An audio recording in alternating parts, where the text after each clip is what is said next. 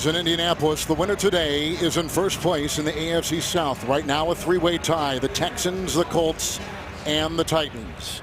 Rich, you couldn't ask for much more for a football standpoint when you got these teams so close in a tightly compacted top of the division.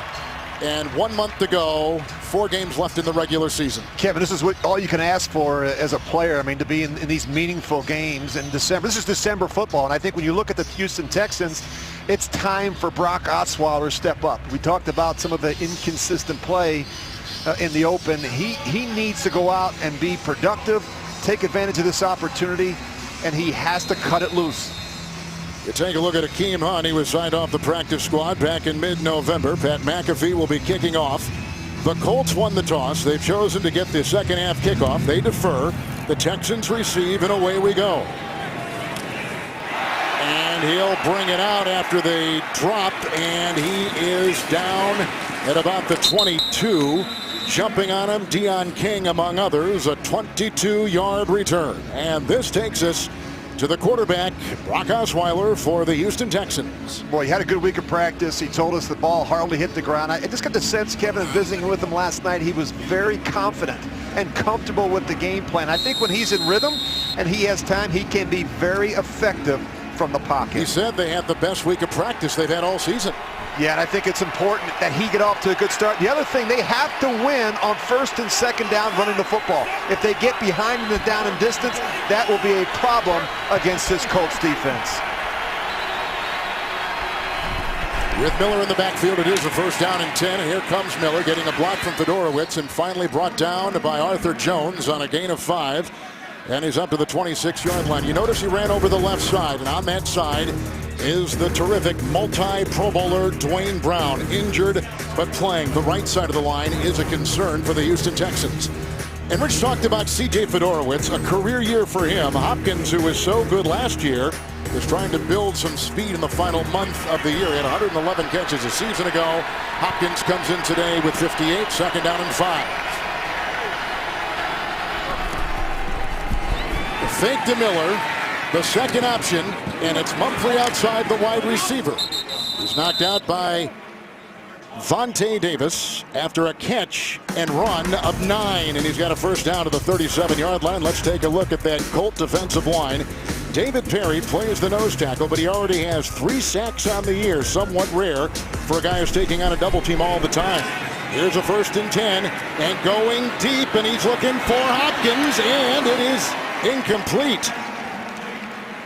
And he had a couple of Colts chasing him down the side, including Adams and the best defensive back for the Colts, Vontae Davis, incomplete. Boy, they had everything they wanted. They had a nice play action route. They've got their fast receiver, guy that can really hurt you with the deep ball, DeAndre Hopkins. This is just a throw that Brock Osweiler would love to have back. Just overthrows Hopkins on first down. And wasn't Bill O'Brien complimentary of Hopkins last night in our meetings with him? Got to find ways, Kevin, to get number 10 some catches and in rhythm early. Second down and 10. Wrapped up right off the bat. Very little room to roam. Trent Cole makes the stop. There is no gain on the play, and they stay at the 37-yard line. Without Robert Mathis today, we're going to see a lot more of Trent Cole, who came back last week against the Jets. He's got fresh legs, Kevin, that we know about his production as a pass rusher, but he also can play the run equally as well. Trent Cole, a former Philadelphia Eagle, taking the place of the injured Robert Mathis, out today with a biceps injury. 3rd and 10. Into the nickel. The running back is Grimes.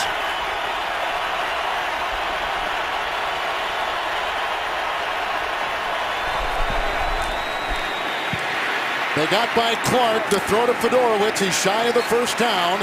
He was hit hard on the play and brought down by the rookie T.J. Green after a gain of 6. He gets as far as the 43. They're about 4 yards shy of a first down. Here comes the punting unit. And T.J. Green is going to have his hands full today. Osweiler loves throwing the ball to the tight ends, and in particular C.J. Fedorowicz.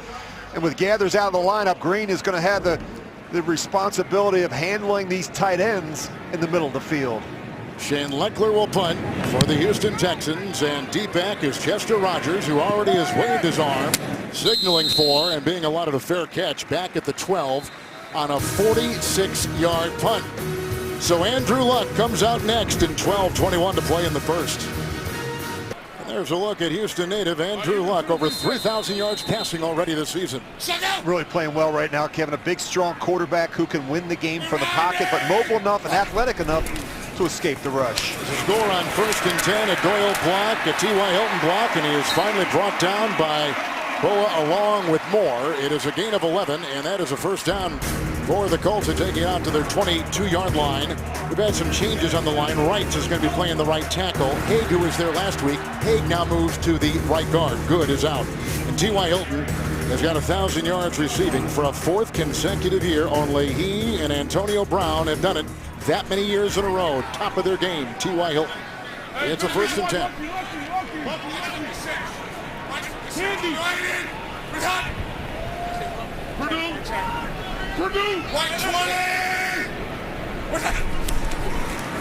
It's a 1st and 10 for Andrew Luck. The ball was tipped and it flutters incomplete. Getting through may have been Merciless or Clowney. They were pushing the pocket and it's an incomplete ball, and Clowney coming up making the play. 2nd down and 10. Now you look at, I think it's Whitney Merciless around the end. I think he's going to get that you're right, yes. Left arm in there just enough to deflect the ball. Andrew Luck had a wide open T.Y. Hilton in the flat. You know, with Clowney back, Kevin, that really helps Whitney Merciless on the other side. They've got 2 very good pass rushers that can come screaming off the edge. 5 in the secondary. 2nd down and 10. 170. Stands on the block at the left tackle. Now they go to the wide receiver on the near side. That is Dorsett, who is hit by Hal, and it's a gain of 7, and he's out to about the 30-yard line of the Colts. Let's take a look at the Texan defense, which comes in number 5, and Clowney is back after missing last week in Green Bay, and the veteran Wilfork manning the middle, anchoring right there. McKinney, one of the top tacklers in the National Football League. Cushing has had a terrific season, as has Merciless. And A.J. Boye today will take the place of the injured Jonathan Joseph, and the architect of this terrific D, Romeo Crennel. 3rd down and 3. 370. Turbin in the backfield. And here comes Luck, taking it himself, breaking tackles, and look at him gallop! Luck inside the 40. Forced out of bounds by Quentin Demps. And Luck, one of the best running quarterbacks in the NFL. A pickup of 31 and a first down. Well, you're going to watch the end squeeze. Andrew Luck's going to fake the ball to the back, and then he just takes it around the edge. His read is the end man on the line of scrimmage. When he sees Merciless dive down inside, he knows he can pick up the first down and then some. You don't anticipate this speed around the corner there.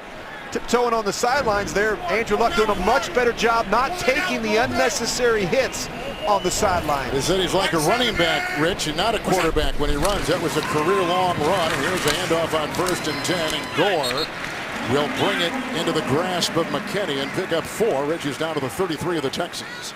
Well, I love what Bill O'Brien had to say last night about Andrew Luck. I mean, you know, he keeps plays alive. But he said he plays the quarterback position like a linebacker. I mean, this guy won't go down. I mean, you hardly see him slide. He's always diving head first. I think the Colts coaching staff have worked very hard to try and convince Andrew Luck not to take the unnecessary hits. We always talk about his best ability is availability. He's got to line up and play each and every week. 120. With a 2nd down and 6, it's Luck, and again time in that pocket, and to the sideline he goes, and it's caught by Hilton, defended by Jackson. Jackson makes the tackle but pushes him out at the 16. It is a gain of 17. Luck right on the money, and it's a first down. Well, the question is, does he get both feet in bounds? I think he does. I think he toe tapped that first one. They're going to jump the ball real quickly here. With a handoff on 1st and 10, then the quick whistle and a flag thrown, the challenge flag thrown by Bill O'Brien. Prior to the snap, prior to the play, challenge by Houston. It's a good alert play by the Colts, jumping the ball, forcing Bill O'Brien to make a quick decision. They'll review. 9:19 to play in the first quarter. The NFL on CBS is sponsored by Southwest. Yes to low fares with nothing to hide. That's transparency. Amazon Prime. Get free 2-day shipping on millions of items. And by the all-new 2017 Ford Super Duty. This is the next level. Our referee today is Brad Allen here indoors in Indianapolis. He has conferred with New York and watched the replay himself. After reviewing the play, the ruling on the field stands. Houston is charged with a timeout and their first challenge. The game clock will start on the snap. First down.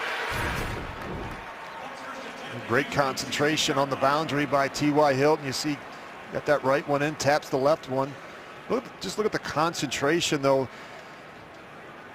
And this is what I admire about Andrew Luck. He knows he's going to get hit. They don't have McKinney picked up in the protection scheme. He gets hit right in the face, and yet he's able to sit in there and make a great throw. First down. 850. Suck out. Good 70. He hits score on 1st and 10. Right over his center, works his way down to about the 13-yard line and hit on the play by Merciless on a gain of 3. I really admire Frank Gore, Kevin. He's closing in on 13,000 yards in his career, 8th all-time. His only 100-yard rushing day this season came in the middle of October against the Houston Texans. They had a lot of success in that first game running the football with Frank Gore. 106 yards against the Jets. He had 79 on Monday. Frank Gore is 33. 2nd down and 7. Luck incomplete, as they had Moncrief cutting in and the secondary coverage by Boyer. 3rd and 7. Well, he really likes Dante Moncrief in this part of the field. He's been targeted 8 times. He's got 8 catches and 6 touchdowns prior to that throw. Look at Andrew Luck in this part of the field, Kevin. He has been money. 16 touchdowns this season, no interceptions. Luck had missed a game before the Monday game in New York in concussion protocol. Came back and had the quarterback rating of 147 last week. Here's the 9th play of this drive. 3rd and 7. Luck. High and incomplete. You called Moncrief. And that's who they went at again. Boyer was right on his case, as was Quentin Demps in the secondary for the Texans. And Moncrief has a little bit more size than T.Y. Hilton. Try to throw that double post, try and use his size against some smaller corners. So the Houston Texan number 5 defense does their job, and they hold the Colts out of the end zone. This is an Adam Vinatieri 32-yard field goal. Luck had that run for 31, the pass to Hilton for 17. Now they try to cap it off with 43-year-old Adam Vinatieri. 3-0 Indy and 8:31 to play in the first on a 32-yard Colt field goal. It's your last chance to vote for the 2017 Pro Bowl. Every vote counts. Voting ends Tuesday night. Go to NFL.com/Pro Bowl. Vote to vote now. Rich, quarterbacks are inevitably viewed on how they do on 3rd down in the red zone and in 2 minutes. And that time the Colts were in the red zone and they end up with 3. Yeah, you talk about the importance of situational football. It's an area where the Colts, especially over the last month, Kevin, have performed better. 3rd down in the red zone, 2-minute situations. The McAfee kickoff. Akeem Hunt bobbled the first one, takes this from the 1. Second kickoff taken by the Texans with a nice tackle made downfield by Josh Ferguson. He's a reserve running back. It's an 18-yard return and a second possession for the Texans, who punted after 5 plays the first time they had it. Let's take a look at the scouting report, Kevin. The Houston offense, I think clearly their strength is their commitment to running the football. They're 5th in rushing. They got a little bit of an imbalance, though, in terms of the passing game. They're just 30th, averaging just 195 yards a game through the air. You look at the Colts, they've played the run defense a whole lot better, especially the last month. But the pass defense continues to be an issue. They're 28th. They've given up way too many explosive plays.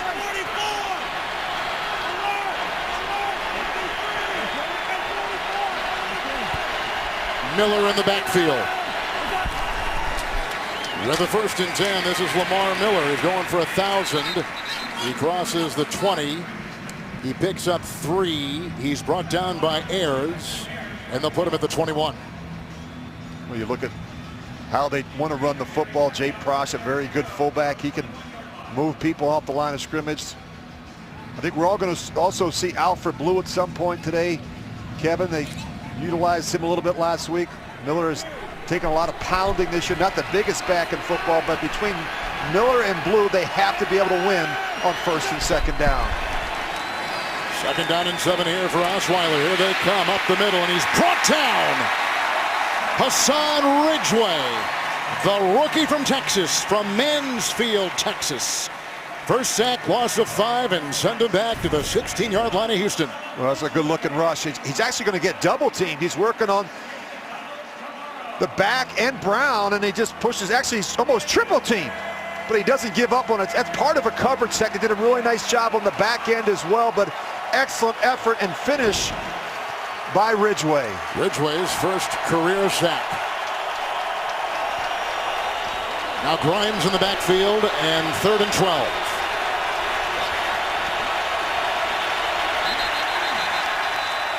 A lot of noise with a timeout taken.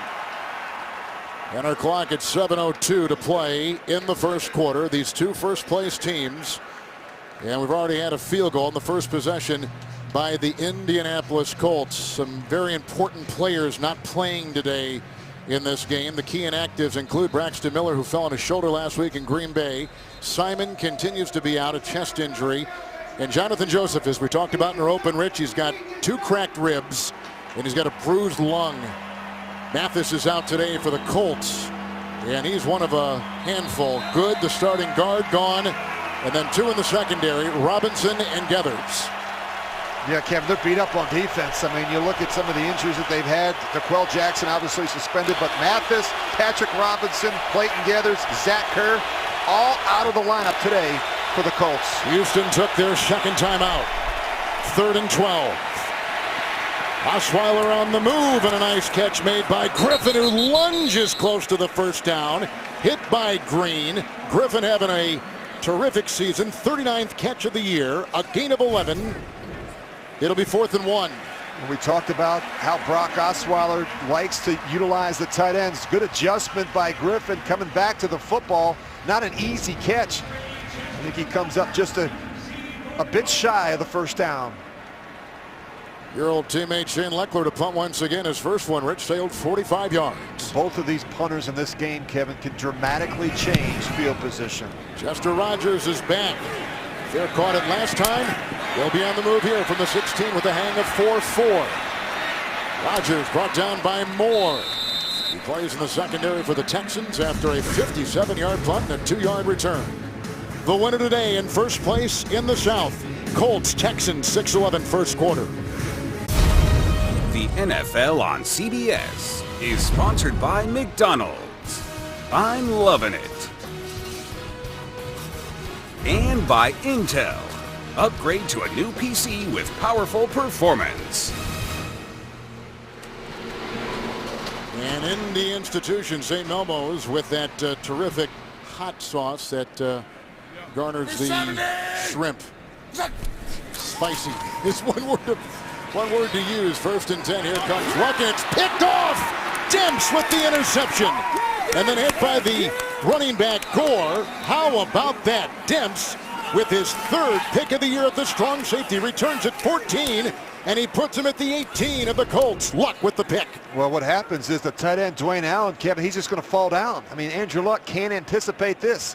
Sees him come out of the break. He throws the football. Allen's on the ground. That's just an easy interception for Demps.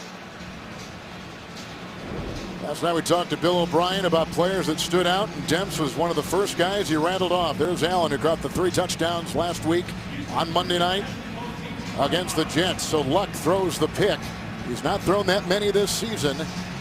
This is 9th on 23 touchdown passes. That's a huge opportunity for the Houston Texans, Kevin. This is an offense that has struggled in this part of the field. They're 29th in the red zone, converting touchdowns just 45% of the time. They can't waste this opportunity.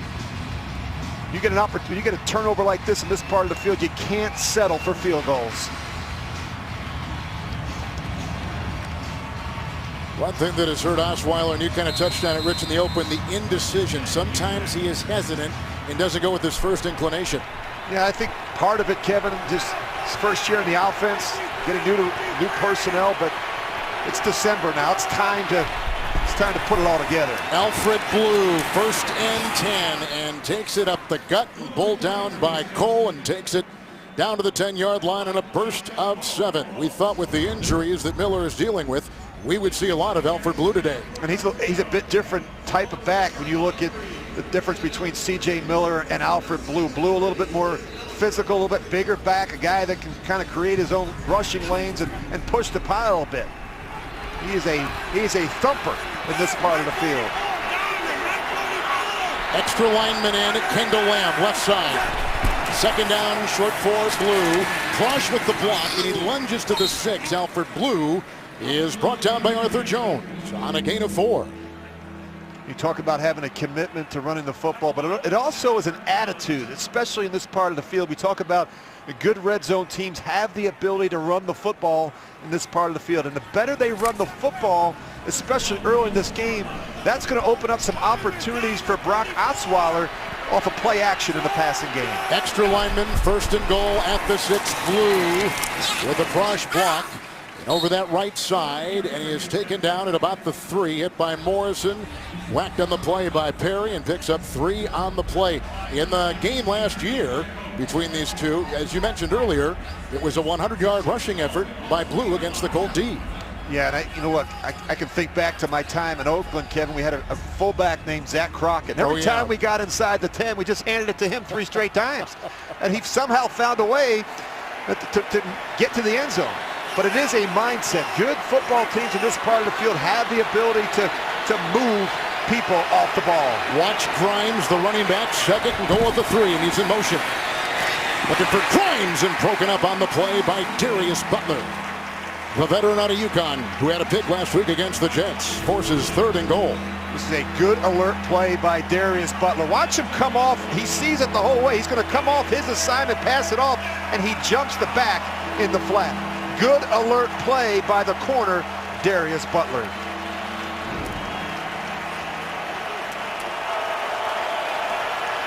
Grimes, the running back, will be a wide receiver at the top of your screen. 3rd and goal.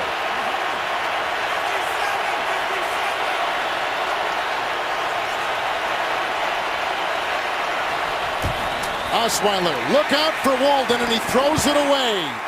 Eric Walden blew up that play, the leading sacker for the Colts. Very disruptive. 4th and goal. And a flag. 2 of them.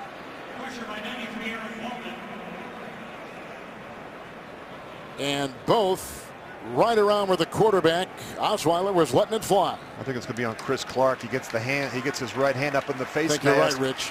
Of Eric Walden.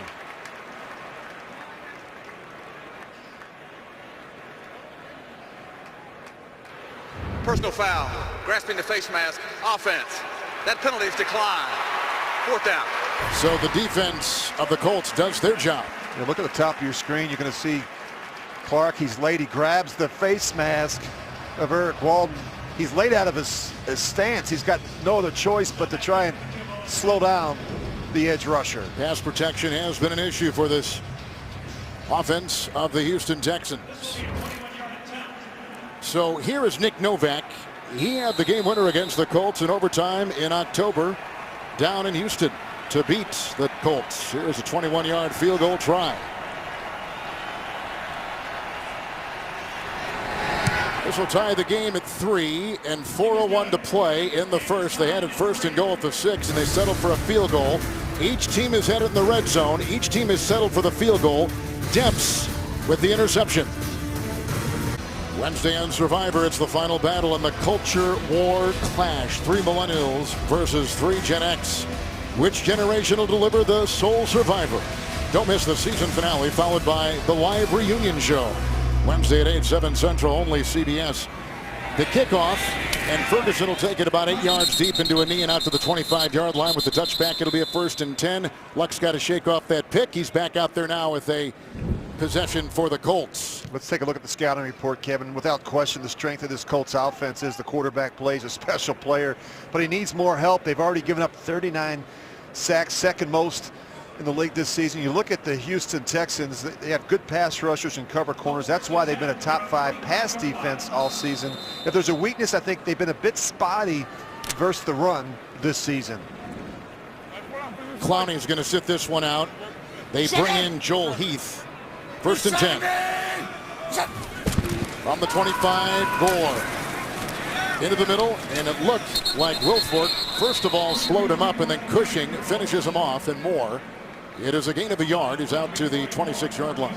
Kevin, you mentioned Vince Wilfork. I mean, he's so hard to move off the ball. He's constantly taking on double teams, and he frees up those linebackers, especially the inside linebackers, to make all those stops. He does a lot of the dirty work inside, and he's happy to do it. Now, in the first game, Rich, Gore ran for 106 in October against this Texan D. But that's not really who they want to be, Kevin. I mean, I think it's a change of pace type thing. They really want to throw the football with Andrew Luck. What's up? 125. 5 in the secondary, 2nd down 9. With Luck going to Gore, and he is wide open. Then hit by Dempson. Brought down on the play by more in the secondary, including Nelson. That's a 16-yard catch and run by Gore to the 41, 1st down. Well, what's going to happen is that you look, they get fooled. And this is going to be really important. Robert Nelson, he's going to get a lot of extra snaps because of the injury to Jonathan Joseph in the nickel, and he gets fooled. He's got his eyes in the backfield. He never feels the back in the flat. Let's go, Turbin is in. Hold on. 380. What's up? 170. What's up? With the 1st and 10, the fake to Turbin. Here comes the rush by Heath, taking the place of Clowney, and it's through the fingertips of Turbin. As Luck was moving that pocket, incomplete. 2nd down and 10 for the Colts. Well, they're trying to throw the deep over to T.Y. Hilton. They do a really nice job on the back end, and Luck's not able to hold it. It's going to be the key today. Get Andrew Luck moving to his left. Don't allow him to sit back there on the spot and trust the protection and make those good deep throws down the field. They have to keep him moving.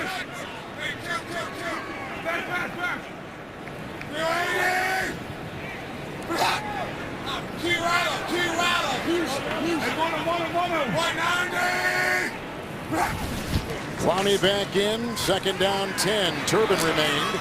And on the cross right there, they get it off to Philip Dorsett, who makes his 25th catch of the season. And he picks up 4 on the play, and he's up to the 45-yard line of Indy. Nelson there with the stop. He's going to play well, Kevin, because you look at the Colts, they've got a number of different ways to attack down the field, especially with the speed that they have at wide receiver. T.Y. Hilton, Dante Moncrief, Philip Dorsett, even the rookie Chester Rogers, they can all get up and go. 170. What's up? 3rd down 7 for Luck. Dumps it off to Turbin, looking for a block. And it was slowed up initially by Nelson, who only allowed a gain of 2, and they're short. They only get to the 47-yard line. Kenny Pleasant, they had a lot of guys there that were all over that play, and here comes a punting situation for the first time today for the Indianapolis Colts. The Texans give you a lot of different looks. It looks like they're going to rush 5 and 6, and then they wind up bringing 3 to one side and dropping the other 2. They give you a lot of different pre-snap looks, which is really going to challenge a quarterback like Andrew Luck. McAfee fields the low long snap. Deep back, they've got Fuller, and fair caught with a thicket of Colts around him at about the 19 and a 32-yard punt. A minute to play in the first, and we're tied. The Walter Payton NFL Man of the Year nominees for the Houston Texans: Brian Cushing. He and his wife Megan establishing the Brian Cushing Foundation, providing resources and experiences for military members and their families. And for the Colts, Joe Wrights, involved in several causes, including youth football. And at each Colts home game for Joe, he donates 20 tickets and meal vouchers to underserved and homeless youth in Indiana. Both worthy causes. Winners will be announced February 4th. 2 of the great stories in the NFL. After a punt, 1st and 10, Alfred Blue. And he takes it out by the 25-yard line. He's hit by a handful, including Edwin Jackson. He picks up 6 on the play, pile driving his way up to the 26-yard line of the Houston Texans. Well, Kevin, we were talking during the break about Brock Osweiler, and I said he's not going anywhere. I mean, when you make that type of financial commitment to him, and I think if you're general manager Rick Smith, you're constantly making personnel decisions, and I think when you make those type of decisions, you're really basing those decisions on production and projection. And yet there wasn't a lot to look at from a production standpoint. I mean, he made just 7 starts before this season. Blue is in the game still. With the fake, they get around Brown. They go to Blue. Morrison's got a beat on him and brings him down. The rookie out of Florida, Antonio Morrison. Now he becomes a starter with DeQuell Jackson suspended, and there is no gain on the play for the Texans. Had a great conversation with Colts general manager Ryan Grigson on Friday. He said, we're so excited about this rookie Morrison. He's a throwback. He's a downhill sideline to sideline player. First quarter has come to a close. Rich, the Texans hold the tiebreaker with head-to-head wins over both the Tennessee Titans and the Colts. 3 teams, 6-6, tied for first. Less than 4 games to go. Starting the second quarter, 3rd and 4. Grimes is in. Osweiler the throw, caught by Griffin, out of bounds, pushed by Adams. First down, captured at the 38-yard line. It's a pickup of 12 on 3rd and 4 for Houston. That's a good-looking route and an even better throw. You see the man-to-man coverage, and talked about how Osweiler has a lot of confidence throwing the ball inside to both Fedorowicz and Griffin. Griffin is out of UConn, had a touchdown reception in Green Bay last week. The tight ends were virtually non-existent in this offense a season ago. You look at those numbers. Look at the improvement that they've made in the passing game featuring these tight ends. It's Blue on 1st and 10. Holding on for dear life. David Perry, the nose tackle, on a gain of 3, and they get out to the 41. And Rich, maybe one of the victims, because of the added emphasis on the tight ends, has been Hopkins, and his numbers are lower. Yeah, his numbers are down considerably from the season ago, where he had 111 receptions and over 1,500 yards. I think he's been seeing a lot more double coverage this season, Kevin, but they need to get him involved early. I mean, he's got excellent ball skills. They have to find a way to get him more touches. You know, these guys get very frustrated if they don't get a couple grabs early. With a 2nd down and 7, this is Blue. Looked like Arthur Jones is trying to plug up the middle right there on a gain of 3, and he's up near the 44-yard line. I think as a play caller, you're constantly trying to come up with creative ways to get your players the ball. And I think you look at DeAndre Hopkins, moving him around, playing him inside, playing him outside the numbers. Short motion, stack releases, anything you can do to get him off all that press man-to-man coverage that he sees against the Colts. Colts have 5 in the secondary, 3rd down and 4.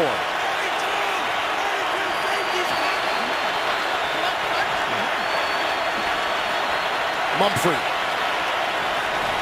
Osweiler. Great play by Vontae Davis. There goes a flag. They're going for DeAndre Hopkins on the quick slant. And Davis is flagged on the play. The 2-time Pro Bowler. Pass interference, defense, number 21. By rule, the ball is placed at the spot of the foul, automatic. First down. Well, this is a good matchup. You're going to see a lot of it today. Vontae Davis, their best cover corner, against the Texans' best receiver, DeAndre Hopkins. Look at the left arm. Clearly, he's got the left arm wrapped around the waist of DeAndre Hopkins. You're Brock Osweiler. You can't back down from that matchup. You've got to keep giving Hopkins opportunities down the field, especially versus off coverage. Colts back to base. Blue on 1st and 10. Blocked by Allen, and he steamrolls into McNary, and he's down to about the 45-yard line on a gain of 5. You were watching tape this week of Osweiler. You said sometimes it's like, wow, what a throw, what a play. Then other times you go, uh-oh, it's like, what happened? Well, Kevin, I think the big thing with Brock is, you know, every time out is a learning experience, but he's got to eliminate the 3 or 4 poor decisions each week.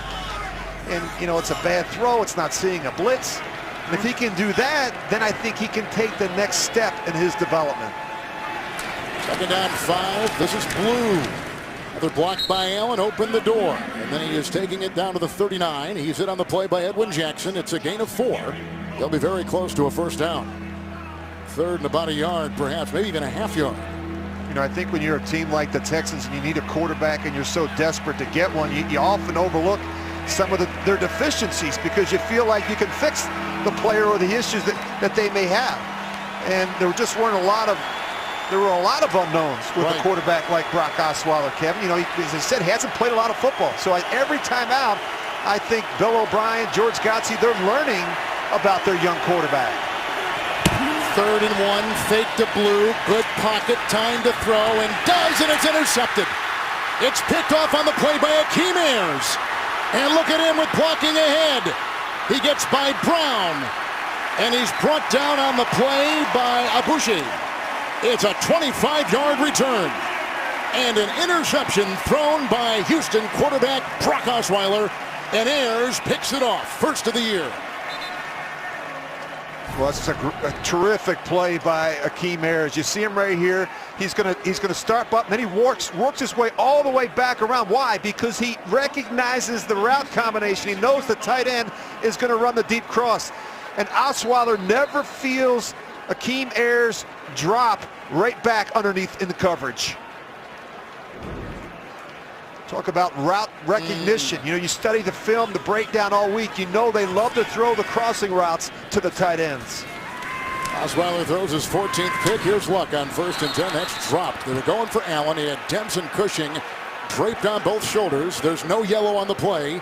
2nd down and 10. Well, if you're the Texans defense, you better have a plan for how you're going to handle these Colts tight ends. Dwayne Allen had 3 touchdowns all in the first half last week against the Jets. And you look at what they like to do with Jack Doyle. He's kind of the jack of all trades, Kevin. They'll move him all around. You'll see him in the backfield. They'll motion him. He'll be in the slot. He can be an inline player. He's been very reliable. And Luck, a lot like Osweiler, has a real comfort level throwing the ball to the tight ends. Check out. 170. What's that? With the 2nd down and 10, Andrew Luck. There's guy Allen. Knocked down by Jackson, and among others, is inside the 40-yard line of the Texans, and he picks up 6 on the play. A big game for him. There's a flag thrown on the play, and it's a hold against the Colt offensive line. Holding, offense, number 73.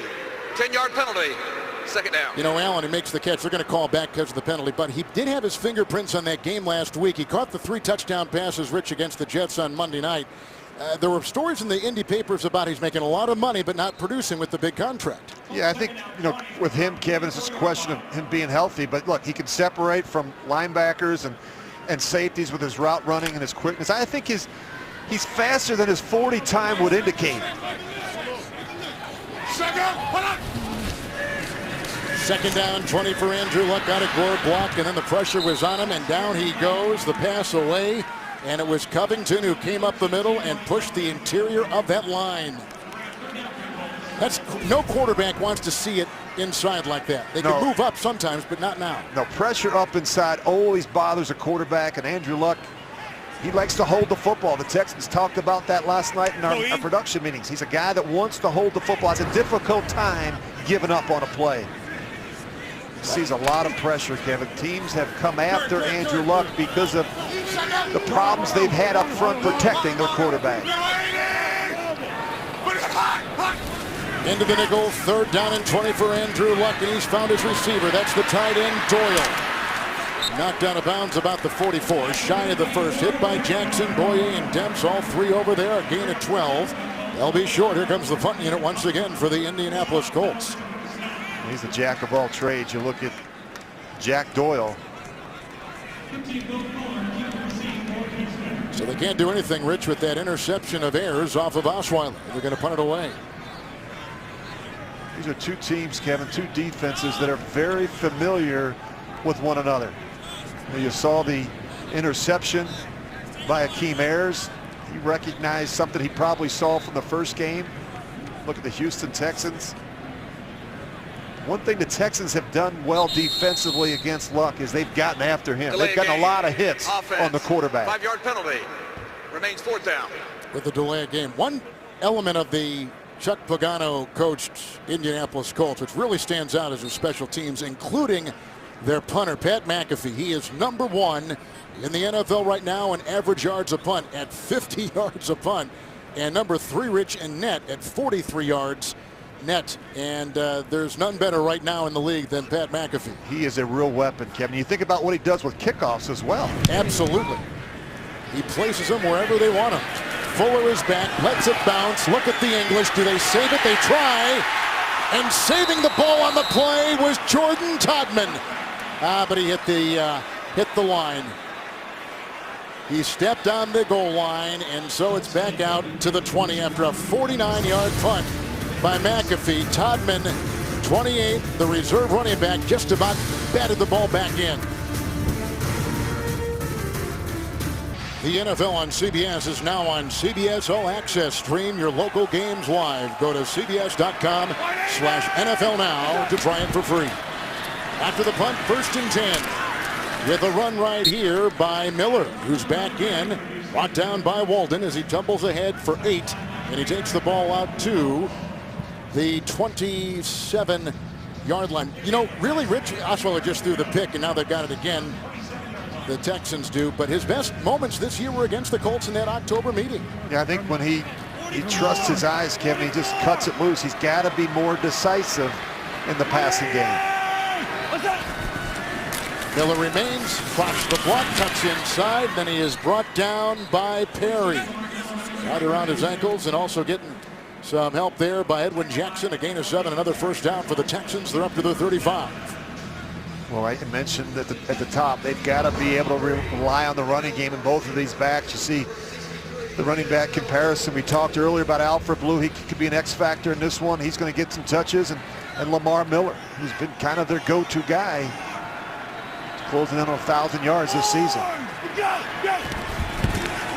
1st and 10, Lamar Miller. Lamb with the nice block, clearing some room. He gets up to the 41-yard line, and he was brought down by Rashaan Melvin in the secondary with a gain of 6 for the Texans to the 41. Kevin, you mentioned earlier they bring in the extra linemen. They'll play with 6 offensive linemen. They bring in Lamb with those big bodies up front. You know, the Colts defense, their front 7, they're more of a small, they're an undersized group. They beat you with the speed and quickness off the ball. Not very big at the linebacker position. With a 2nd down and 4, Lamar Miller again with the block coming inside from Abouche, and no gain on the play. They stay at the 41. It should be noted that over the last couple games, Lamar Miller, we talked about the injuries. You mentioned that, Rich. He's carried it coming into today over the last 2, 33 times, 79 yards. He is slowing down, and the injuries may be taking the toll on Miller. Yeah, but you know what, Kevin? You look at his production this year, I think he's been a much better runner, especially between the tackles, and the reason why he's been more deliberate. You know, you look at, there's a lot less negative runs because he's willing to take that one cut and kind of smack it up in there.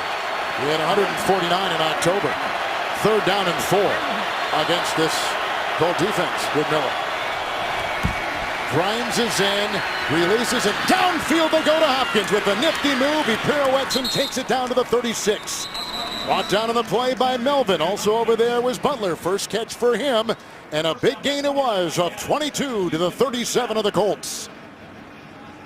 Well, this is easy. These are the throws that you have to hit. I mean, it's right in the vision of the quarterback, Brock Osweiler. We talked about moving DeAndre Hopkins around. A better throw there, he may still be running. But nonetheless, a big throw on 3rd down. 44. Miller is in. 1st and 10, crash the block. Miller gets the call, and Edwin Jackson wraps him up with no gain on the play. They stay at the 37-yard line. Texan offense, Rich, is number 12, 30th in passing, 5th in running, and they're 28th in scoring at 17 points a game. You look at Osweiler, Kevin, how he started this game. The one thing that they have struggled to do is throw the ball down the field. He's dead last in yards per attempt, under 5.5 a throw. We need more explosive plays. Blue is in. With a 2nd down and 10, this is Alfred Blue out of LSU, and he pulls the pile down to about the 32. Thicket down there bringing him down. Gain of 5. Each quarterback has thrown a pick. Each team has had a red zone possession today, and both settling for field goals. And Kevin, you look at this Texans offensive line, a lot of the runs on the left side. As you mentioned, Suafilo, Dwayne Brown, man's the center. It's where they've had some of their best production. Allen not as productive at the right guard position. Like to run behind the left side of that offensive line. Akeem Hunt is in. He gets the draw play. He got a block from Allen that opens the door, and he takes it for a first down. He's down to the Tex-Mex at the Indianapolis Colts 13-yard line on that 3rd and 5. It's a run of 19 for Akeem Hunt out of Purdue. Look at this action by the quarterback. That's really a good-looking fake there by Brock Osweiler. He acts like he's dropping back. They're going to run the draw to Akeem Hunt, but it's the sell job by Osweiler that really freezes the Colt linebackers. Adams brought him down. 9th play of the drive. It started back at the Texan 20. Miller is in. Lamar Miller. And a dive with the tackle made by David Perry and by Arthur Jones. And a gain of 2, and he takes it down to about the 11-yard line of the Colts. You look at how Bill O'Brien is calling this game with George Godsey, Kevin. They stay after this running game. They're committed to it. They're disciplined. They're going to keep chipping away at you, and eventually they're going to hit one. So Godsey is calling, or is the coach calling him, O'Brien? Kevin, they go back and forth. You know, there's segments of the game where Bill O'Brien will call it. There's certain parts of it. They have a good chemistry there and a good feel for how they want to call each segment of the game. Miller, 2nd down and 8. Tries to run between the guards. Majit makes the stop, the rookie free agent. Gain of 3. They take it down to the 8. And you look at the communication between Bill O'Brien and George Godsey. You see, here's Godsey over here. I can circle it. There he is, and there's O'Brien, obviously. And so what they do is they talk.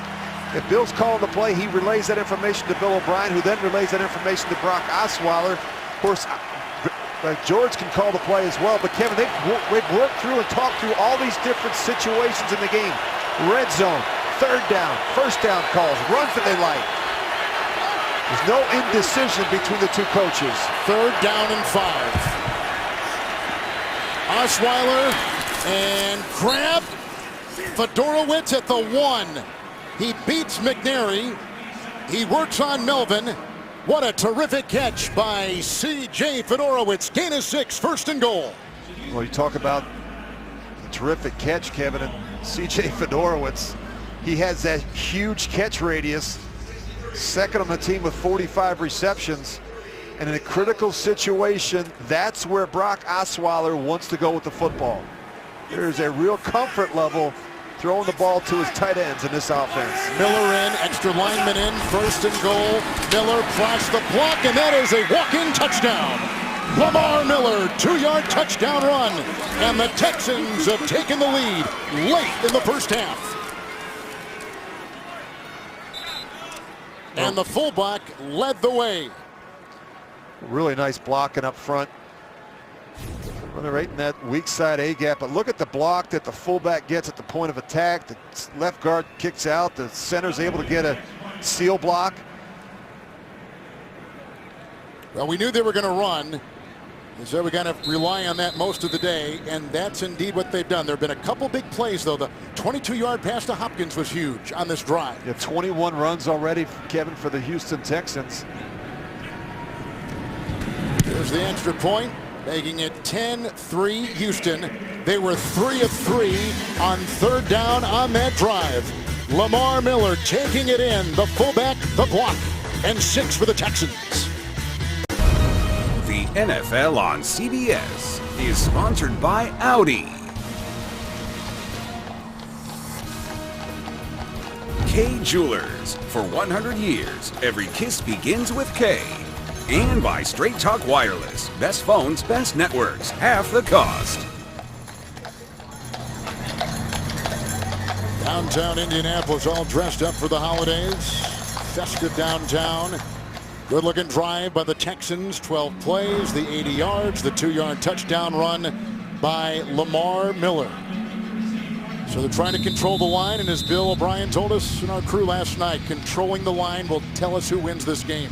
Well, for the Texans, I think it's really simple, Kevin, that their big men on both sides of the ball, offensive line, defensive line, have to win the battle in the trenches. Todman and Ferguson deep back for the kickoff from Novak, and this will be sent deep in the end zone and grabbed by Ferguson out to the 25 with a touchback and 2:26 to play. And here comes Andrew Luck. Colts players joined volunteers from Lid Sports Group on Tuesday to set up a mock store at Hawthorne Elementary School in Indianapolis. The event fit around 500 kids in need with new shoes and warm hats for the holiday season. Another story in the NFL giving back to the community. Well, we know that the Houston Texans won here last season. They've won 2 straight over Luck and the Colts. They lead now by 7 late first half. 1st and 10. Shot! Luck's 56. One guy. Milady! Luck is going to look into the nickel secondary for the Houston Texans and go deep, and he's looking for T.Y. Hilton, who was covered well that time by the spinning Kareem Jackson. It's incomplete. 2nd down and 10. Another good matchup. Kareem Jackson on T.Y. Hilton.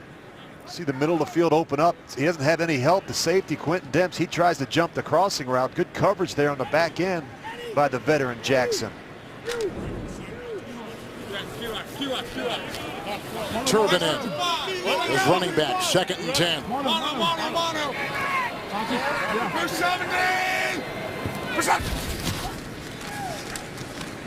Luck with good time. Costanzo with the block, but here comes Clowney, and there goes the ball. Costanzo could not hold off Clowney, who has made his presence felt this season with the best career year he's had. And he's not 100% healthy, Kevin. We know that. He didn't play last week, had the elbow and wrist injury, but he is a guy that can be very disruptive, and that's a good matchup there. You look at Clowney versus Costanzo right there. He's in pretty good shape, but then can't hold on forever. Eventually, Luck's got to get rid of the football. If nothing else, he draws attention, even though that elbow is really a concern. Speaking of Clowney, 3rd down and 10. Look out for the blitz right here from Pleasant. They get it outside, and it's caught by the running back, Robert Turbin, who swerves his way. He's grabbed by Cushing. He picks up 11 on 3rd and 10, and it's a 1st down for the Colts, who take it out to their 36. They've got 3 timeouts, and we are at the 2-minute warning. The Verizon halftime report from our CBS studios in New York with JB and Company. News, scores, and highlights. The Verizon halftime coming up next on CBS. That's our Vice President-elect and the Governor of Indiana, Mike Pence, watching. He's also in the Meadowlands for the Monday night game and the win for the Colts over the Jets. Here's a 1st and 10 throw for Luck. On a quick slant, he's got Hilton, who dives to the 44, working on Jackson, and brought down by Cushing, and picks up 8 on the play. Again, 3 timeouts remaining in the first half for Indianapolis. Still plenty of time. Andrew Luck very aware of the timeout situation. You hear the hurry, hurry call.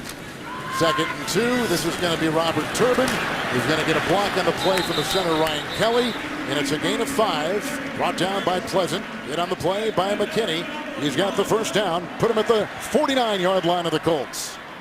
Well, there's other ways to stop the clock, although I'm surprised, Kevin, they didn't take a timeout in that situation.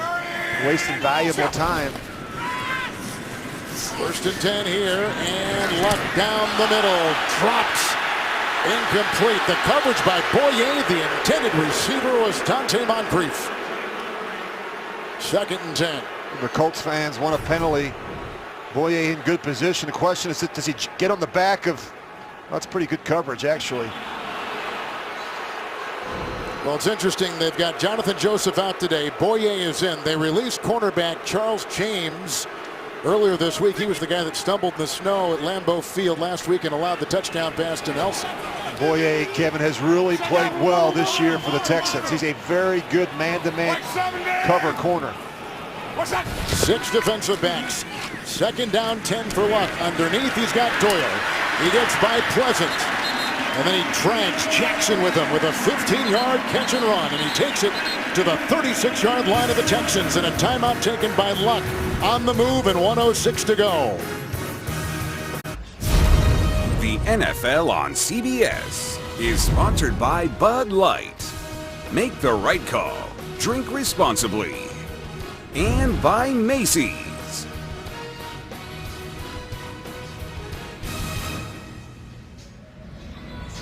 Texan running back Lamar Miller with a 2-yard touchdown run. The winner today is in first place in the AFC South Houston has already beaten the Colts once this season.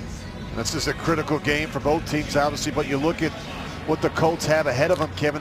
They're going on the road the next 2 weeks, so got to take advantage of this opportunity at home against the Texans. 8th play of the drive. Like 17. What's up?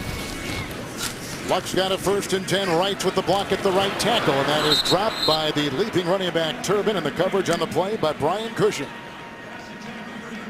Well, this was a dangerous throw. I don't know that Andrew Luck ever saw Brian Cushing. He's in man-to-man coverage. You run this little wide route. This is more of a zone throw. If Cushing would have been looking for the ball. Cushing has been playing so well. There's another guy, Kevin, that's playing hurt. He's dealing with back and ankle injuries. He revealed this week that he's playing with 2 fractures in his back. But as he said, those are just some things you have to push through as a player. He's a tough guy. 2nd down and 10. Time for Luck on the cross, dropped by Moncrief. Coverage on the play by Robert Nelson. Of course, he becomes that 3rd cornerback. We just talked about it. Signed off the practice squad. Had an interception in game 1 against Luck in Houston. And Kevin, they're doing a really nice job defending these deep dig routes and these in-breaking routes from off coverage. You're seeing a little bit more of that from this Houston secondary. Andrew Luck loves to throw those deep in-breaking routes. He's got his hands full today, though, against Crennel's number 5 defense of the Texans. 3rd and 10. 17. What's that? Turbin is the back. Luck. And almost picked off, incomplete. They had Howe, and they had Nelson right there on a pass intended for Philip Dorsett. Incomplete. It's 4th and 10. And Andrew Luck never feels the safety who's playing on alert coverage. He's free in the middle of the field. Howe, and he never sees Howe. He's looking all the way at his receiver. They're going to try for 3. The defense of the Texans will hold. It's a 55-yard field goal. This season, Vinatieri is 6 of 7 from 50 and beyond, having a terrific season. But right here at the very cusp of where he can hit from 55.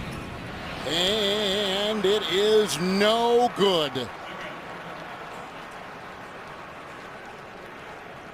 But you know what? There are a lot of 43-year-olds that would take what you can give him. He is a terrific kicker, but he doesn't get that one in. Well, he broke my heart a long time ago, Kevin, in that tuck roll game. We were talking about that at practice on Friday. He remembered it like it was yesterday.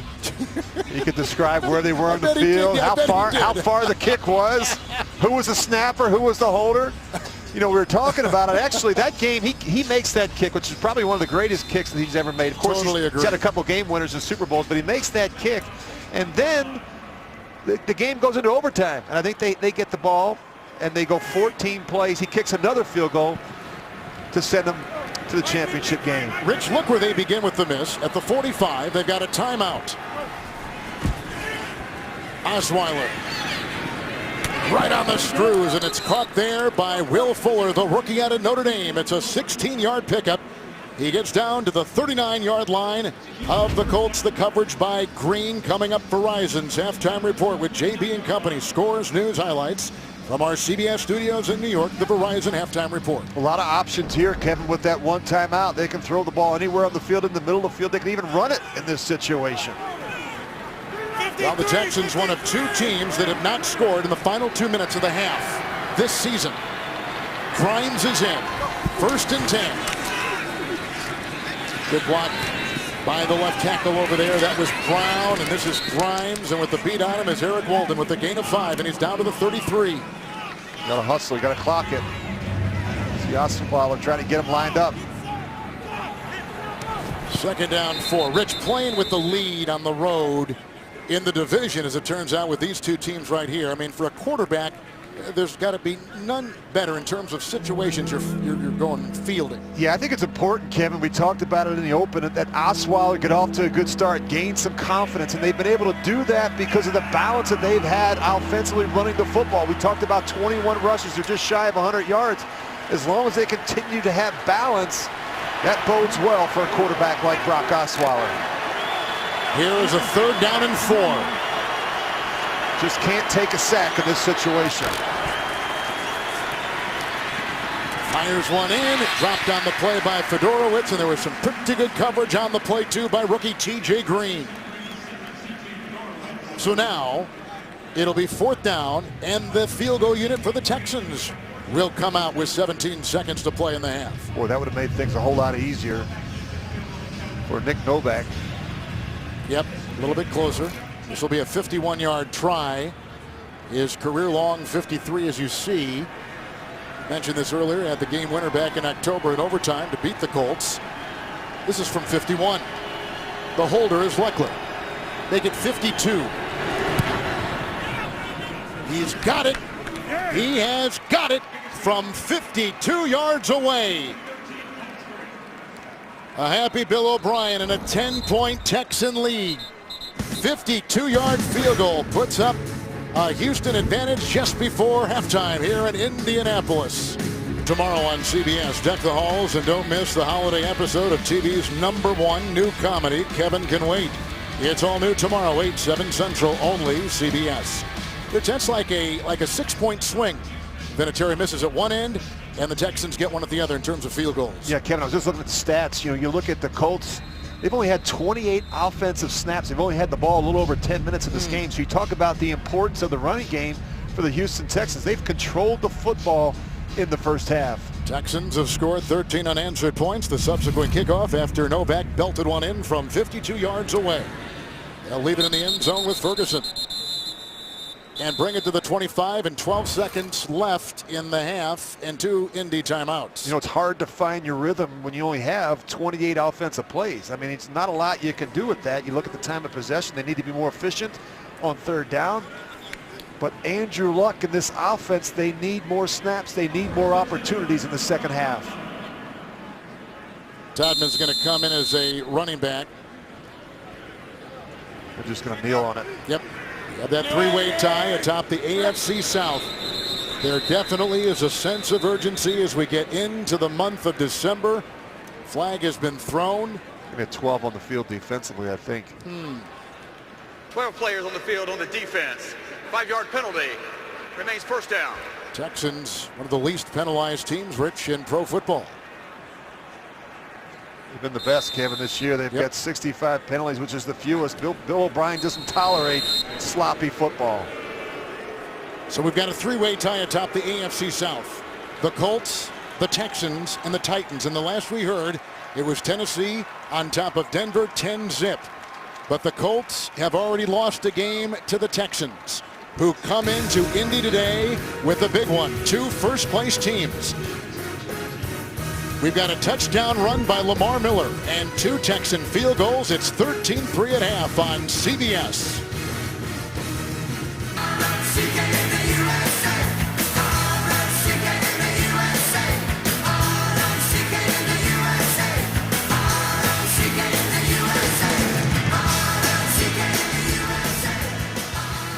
Thirteen unanswered points by the Houston Texans. They lead by 10 at halftime. We're going to start this 3rd quarter. 2 teams going for the first place position in the South. Follow your favorite team all season long.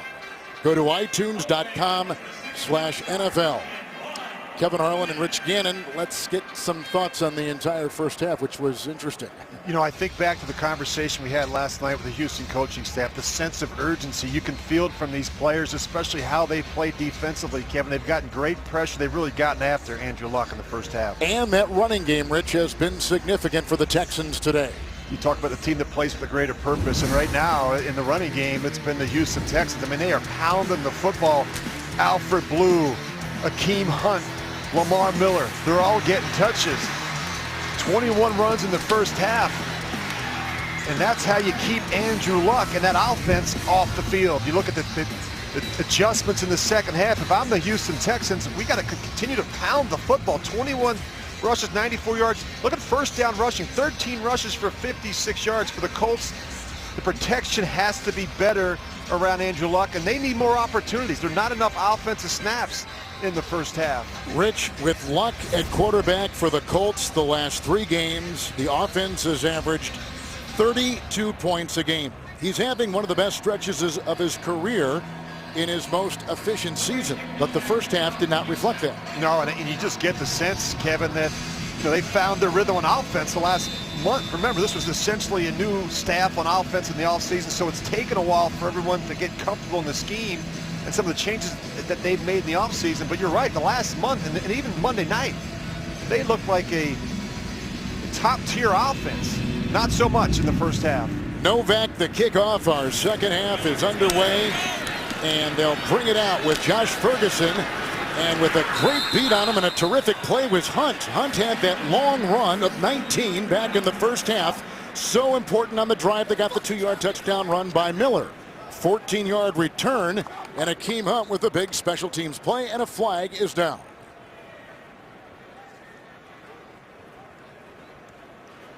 Brad Allen, foul. other way. There you go. Personal foul, unnecessary roughness, number 22, kicking team. 15-yard penalty, first down. There is no 22. Well, I'll take that back. They just signed him this week. That was Denzel Rice, who they just signed off the practice squad. I didn't think he was on the special team, but he was on that kickoff team. And the second-year player out of Coastal Carolina, just brought up, is guilty. Here are some of the numbers in the first half. You look at the rushing yards, Kevin, and I just think that's a big story in this game. And time of possession, I mean, almost twice the time of possession, and they've got to change here in the second half. They've got to take advantage, and they've got to be better and more efficient on third down.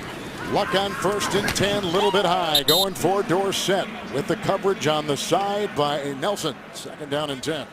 I know from a quarterback's perspective how frustrating that can be when you don't have enough snaps in the first half. You look at Andrew Luck, 9 of 22. Talked about the protection. The protection has to get better around him. You look at what the Texans have done defensively, Kevin. They tried to attack the right side of that offensive line. You look at the fact that the Colts are without Denzel Good. Haig had a bump inside. Wrights had to line up at right tackle. And they have brought a lot of pressure on this right side of that offensive line. 2nd down 10. Luck has missed 4 in a row. The pocket collapses. He was hit by Wilfork, but he gets it out to Doyle. He's out near the 35-yard line, brought down by Whitney Merciless on a gain of 8. The offensive line, Rich, protected Luck last week in that Monday night game at the Jets. One of their best protection games of the season. Especially against a really good front four of the New York Jets. You think about some of the big bodies that they have up front. I thought they played really well. The problem that the Colts have had, Kevin, there's been so much change. They haven't had a lot of continuity up front. There's been so much change, especially along the right side of that offensive line. Turbin is in 3rd and 2. Stonzo with the block. He knocks out Clowney. Here comes Luck trying to buy time. Here they come. Clowney got him from behind, and it's intercepted on the play by Hal. Andre Hal takes it the other way. He moves inside one lineman. That was Mewhort, and then he's finally brought down by Turbin. Swerving inside the 20, and Luck has thrown his 2nd interception today. And he got hit bad, Kevin, after that interception. This is nothing more. Look at the shot he took. Look at his face. Good run it. You look at this is going to be a coverage sack down the field. Watch how they match up in man-to-man coverage. Go ahead and freeze it. I mean, where are you going to throw the football? Everybody is covered in man-to-man coverage. Luck has nowhere to go with the football. So he holds it. He's waiting for someone to come open. And right here at the last second, he gets clobbered as he lets it go. Watch the hit he takes. So Hal, who did not play last week against Green Bay because of a sickness and had his first career sack of Luck back in October, has his 2nd interception of the season with a run right there by Miller. And he was brought down on the play after a gain of 2 by the linebacker Antonio Morrison with a flag thrown on the play on that 1st down run. Andre Hal with a big pick. And the pressure by the Texan D forces Luck. The one thing about defensive coordinator Romeo Crennel, Kevin, he's always had the ability to put his players in a position where After the play was over, personal foul, unnecessary roughness, number 93, defense. Half the distance to the goal, automatic. First down. That's Walden. As you look at Romeo Crennel, he's done a nice job adjusting his scheme to fit what his players do well. A prime example of that is what they've done in the past with J.J. Watt. Now we're seeing a lot more of it with Jadeveon Clowney, putting players in a position to impact the game. takes away what you do well. You throw the ball down the field to T.Y. Hilton or these tight ends, he's going to go out of his way to minimize their effectiveness. First and goal at the 8, and Miller is in with Prosh as the fullback. Miller, Prosh a block. Miller dives down to about the 6, hit by Morrison and by Perry, and gets a gain of 2 on the play. Down to the 6-yard line of the Colts. Player down for Indianapolis. It may be TJ Green. With a player down and 13:09 to play in the third from Indy, we step aside. Andrew Luck has thrown his second interception. And now it is second down and goal. The down player, by the way, has walked off. That was TJ Green in the secondary for the Colts. Second and goal at the 6. Miller in. Fake to Lamar. The block by Brown to the end zone, looking for the rookie receiver Fuller. With the coverage in the secondary by Rashawn Melvin. Still learning how to play the position, Kevin. You mentioned Will Fuller. He's got great speed and quickness, but he's got to learn to drop his hips and use those hands to separate from those bigger corners. Running back Hunt will be atop your screen. Third and goal.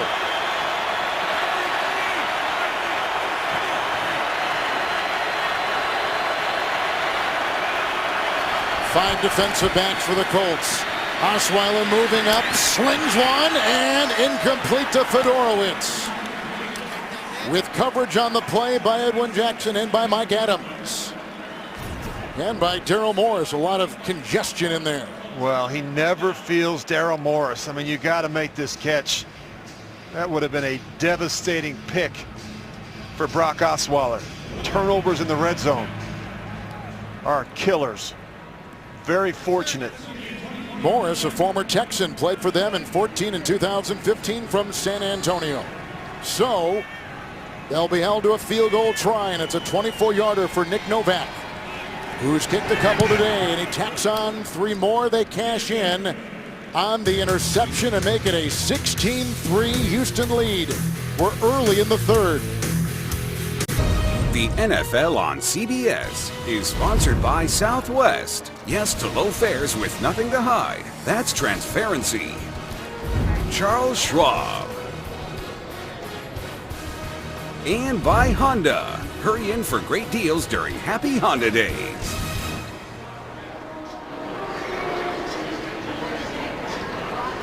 That guy's been busy, hasn't he, Rich? You were on his lap a couple days ago. What'd you ask for? Only if you're nice. Yeah. Not busy if you're naughty, Kevin. So Houston's got 6 points off 2 Indianapolis turnovers. Had a couple of goal-to-goes. They've had to settle for field goals, and Ferguson will leave it in the end zone to the 25 it goes with a 1st and 10. So in the month of December, we're talking about Luck and how well he has played. 12 and 3 in the month of December. And Rich, not only that, he is tied number 2 all-time for touchdown passes through the first 66 games of his career with Aaron Rodgers. Yeah, he usually plays some of his best football, Kevin, when it matters the most in December and in the playoffs. And you know, look, they've got to find a way to get him going here and get him back in rhythm. You know, you look at T.Y. Hilton, he's been quiet, Kevin, just 2 catches. How about Dwayne Allen? He had 3 touchdown catches in the first half last week against the Jets. He doesn't have a single catch so far in this one. Here's Gore on 1st and 10. Doyle tries to give a block, and Clowney got around that and brings him down. Jadeveon Clowney with a gain of 2 allowed right there for the running back Gore to the 27-yard line. We always say in a critical situation, you got to think about players and not plays. And look at Luck last week, how effective he was. The 2 interceptions, Kevin, both came off of pressure. Second down, 8. Outside, nice open field tackle right there of Nelson on the wide receiver, Philip Dorsett. He's close to the 1st down, about a gain of 7, maybe 7.5. Let's see where they spot that ball. Right at the 35, they give him the 1st down, gain of 8.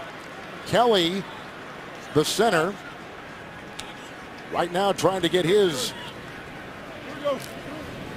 act back together, injured on the sideline. Jonathan Harrison is taking his place at the center position with the 1st and 10. The fake to Gore, the quick hitter, and dropped on the play. Dropped by Dorsett. this has been a problem. There have been some drop passes by this Colt offense. In fact, Rich, they've been among the NFL leaders in drop passes. None against the Jets last week, though. Yeah, you got to make this one. It hits him, goes right through the hands, and sometimes it's tough, Kevin. You're running those in-breaking routes, and the ball's coming out of a hole. You have screens in front of you with the big linemen and linebackers, but nonetheless, Philip Dorsett has to make that catch. Gore in the backfield, 2nd down and 10 for Andrew Luck. There he has T.Y. Hilton, but a quick tackle made by Jackson. And he's going to be shy of the first down to the 44 and a pickup of 9. 3rd and 1 coming up. One thing that the Texans have done a good job is they've kept the lid on T.Y. Hilton. They've not let him get loose in the secondary.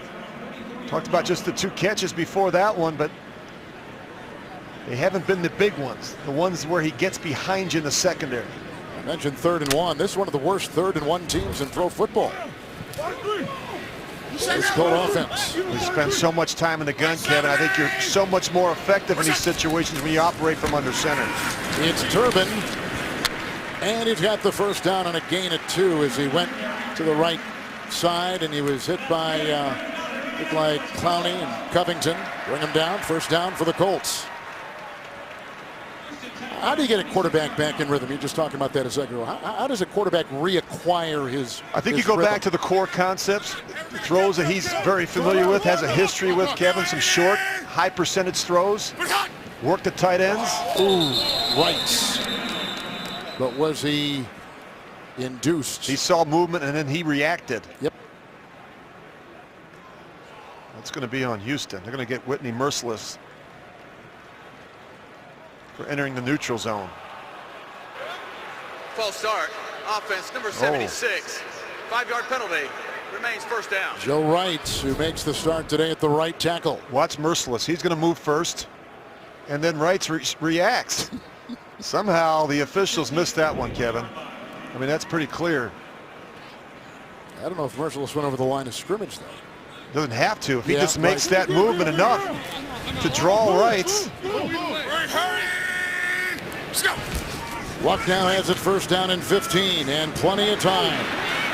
Now he's going to go deep and his receiver falls, and that's a jump ball and that's a flag.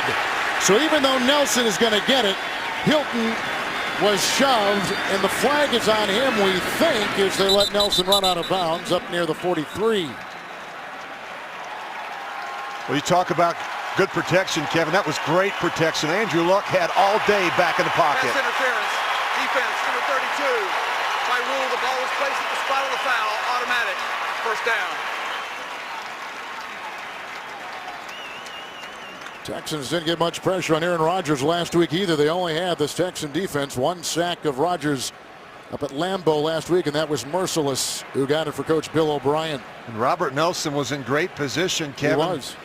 Just bumps into T.Y. Hilton at the end, and Hilton goes down. 41-yard penalty, and they got it at the 18. And again, repeating, no Jonathan Joseph today because of the cracked rib and the bruised lung last week in Green Bay. So the 41-yard penalty, it's 1st and 10, and Gore is in. Tight low, man. It looked like 70. What's up? Gets off to Gore. Oh, he got a nice block by the center, and he takes it in. What a block by Harrison. What a catch and run by Gore. 18-yard touchdown toss. And the Colts are back in business. Boy, just keep an eye on the center and the right guard, Harrison and Hay.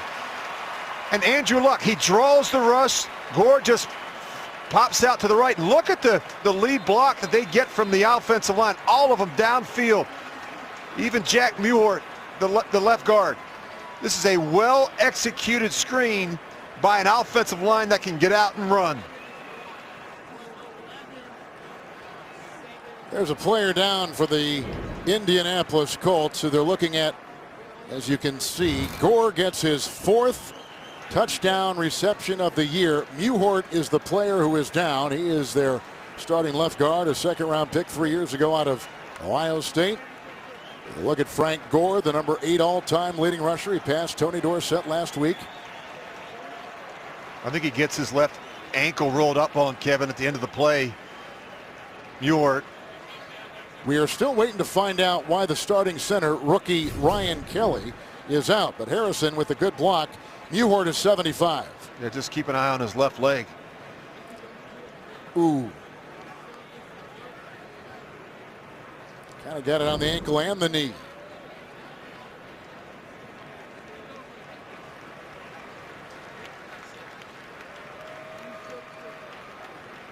Boy, you hate to see that. He has played well this year inside for the Colts.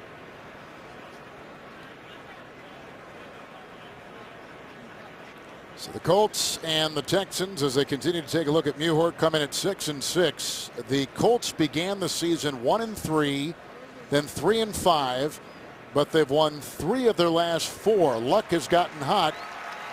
Muhort, as you can see,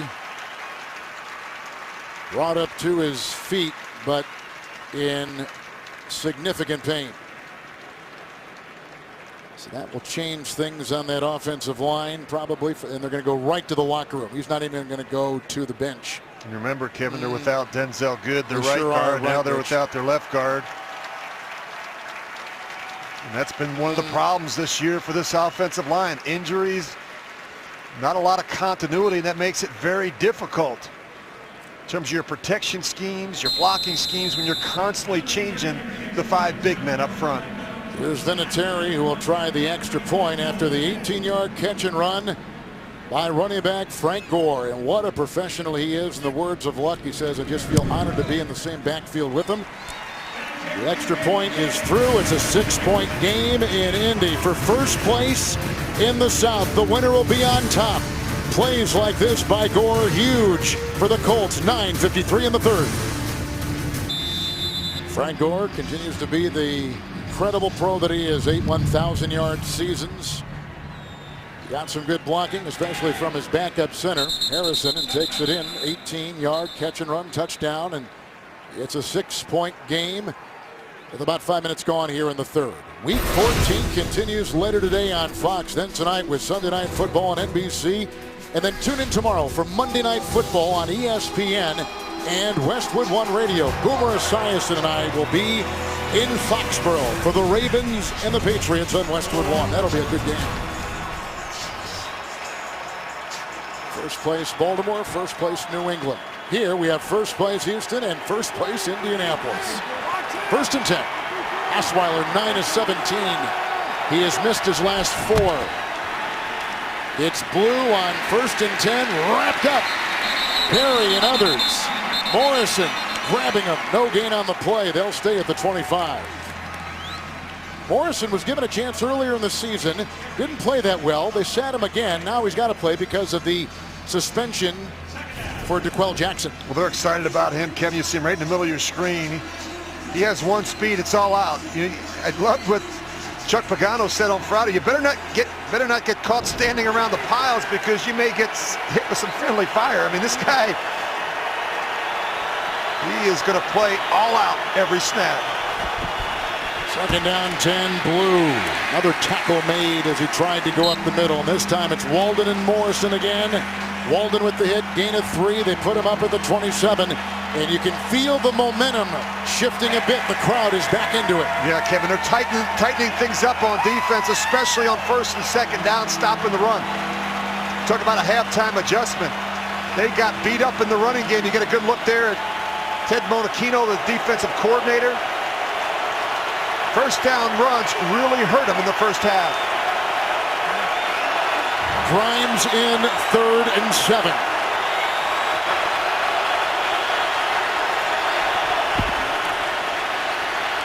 Here comes Walden. There goes Osweiler. Mumphrey's got the ball. Should have enough for a first down. With the coverage on the play in the secondary, they gave him a bad spot. At the 35, may be enough. Melvin was over there watching him in the secondary for the Colts. Well, they certainly did give him forward progress. No, they did not. See where he catches the ball. I know, that was a pretty good really spot. good spot, actually. His You're foot right. comes down just on the other side of the 35-yard line. You're right, Rich. It was a good spot. Edwin Jackson was over there with the defense. Punt coming up now from Leckler, and Chester Rogers is back inside the 20 for Indianapolis. Leckler, bad punt, landing but took a great bounce. Here comes Chester, and he was tripped up on the play. Another nice play by Denzel Rice. Off the practice squad this week, big play, 54-yard punt, 7:28 in the third. The NFL on CBS is sponsored by Garmin Fitness. Let's beat yesterday. And by Honda. Hurry in for great deals during Happy Honda Days. That is a good-looking red beard that guy had. Uhort is out. Mike 56. Jonathan Harrison goes to guard. Kelly back in at center. 1st and 10. Gore dives inside, and he's met by the defense of Cushing. With that tackle right there, Brian Cushing becomes the all-time leading tackler in Texan history, passing D'Amico Ryans. Fine accomplishment for a terrific guy. You talk about a guy that's passionate about football, Kevin. He's playing with 2 cracked bones in his back, vertebrae in his back. 2nd down and 6. Look at Doyle wide open. Chased by McKinney, who's been quiet today. Wrestles him out of bounds. It's a gain of 15 to New York and James. The bellwether. That being Le'Veon Bell, his 3rd touchdown rushing of the day. This one from 5 yards out, under 49 yards on the day. Great patience, great balance. Pittsburgh leads 21-7 over Buffalo. Back to Kevin. How about that Pittsburgh-Baltimore dance in the north? I wouldn't want to see Pittsburgh, Kevin, in the postseason. Their defense is playing a whole lot better, and they have so much firepower on offense. Turbin is in, and after the 15-yard completion to Doyle, Clowney is chasing. There goes a flag, and there goes the ball. Wisely throws it away. We got a hold, and it's going to be on the Colts. It's going to be on Costanzo. Gets beat down inside, and Clowney beats him around the edge. Holding. Offense, number 74. 10-yard penalty. 1st down. You called it, Rich. He's got his hands full with Clowney today, doesn't he? Yeah, he really does. You look up top here. He's going to step down inside, and then gets beat around the corner. You see that right arm there, the left arm. He's got it wrapped around the midsection of Jadeveon Clowney. Colts coming in have won 3 of 4 and 3 straight with Luck starting. 3 straight losses for the Texans. 1st and 20. He'll sling one right there. Caught by Hilton. 32-yard line. Pickup of 9. Pushed down by Merciless. When you watch tape of Luck, Rich, what do you see as he is progressing through his career? Well, we know he has excellent football aptitude, Kevin. I just think he processes information so quickly at the line of scrimmage. We know how strong he is in the pocket. And, I think that he has gotten better the more he has played over the years. And I think the 2 things, he's cut down on the mistakes, and he's done a better job protecting himself and not taking the unnecessary hits. Turbin in. 2nd down, 11. Good block by Costanzo. And he's got his receiver right there. Caught by Rogers. Brought down in the play by Bouye. It's a 21-yard catch. They go to the Texan 47. You're going to see the inside receiver, T.Y. Hilton. He runs the in route. That opens up the in behind it to the rookie Rogers.